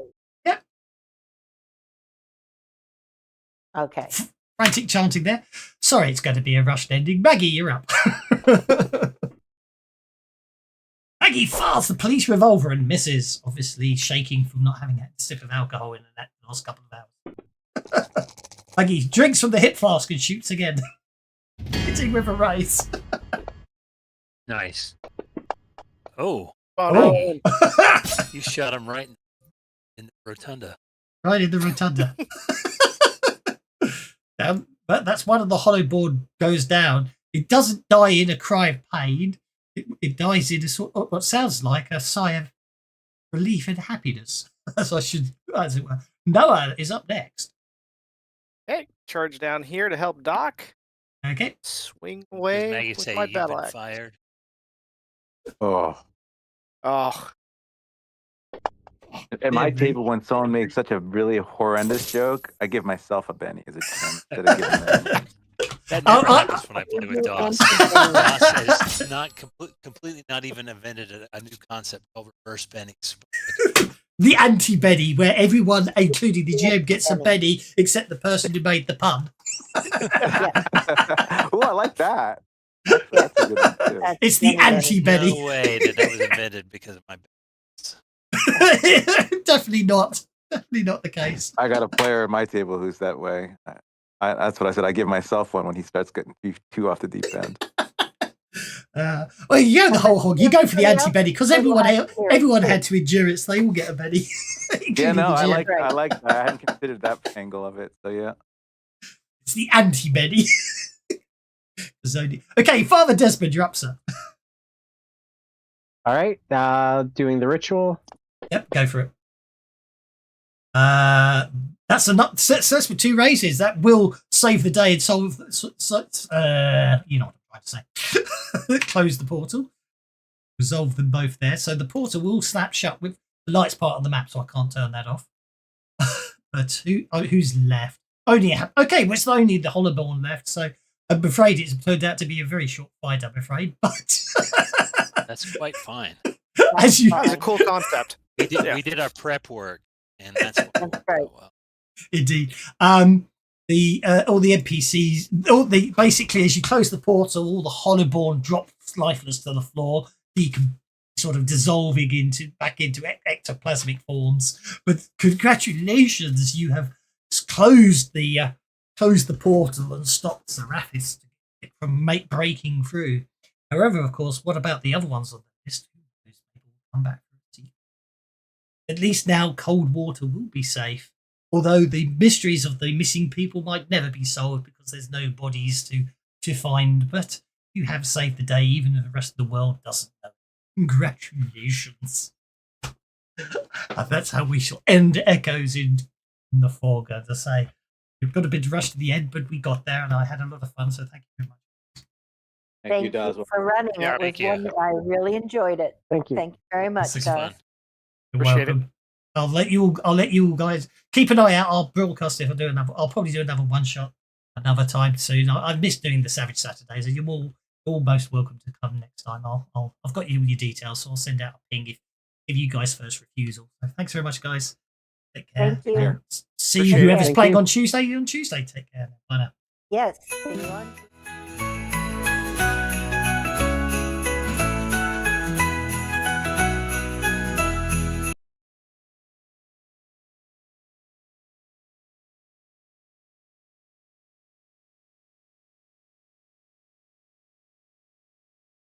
The Christmas music, which shows you the last time I used this one. So anyway, we shall end the stream there.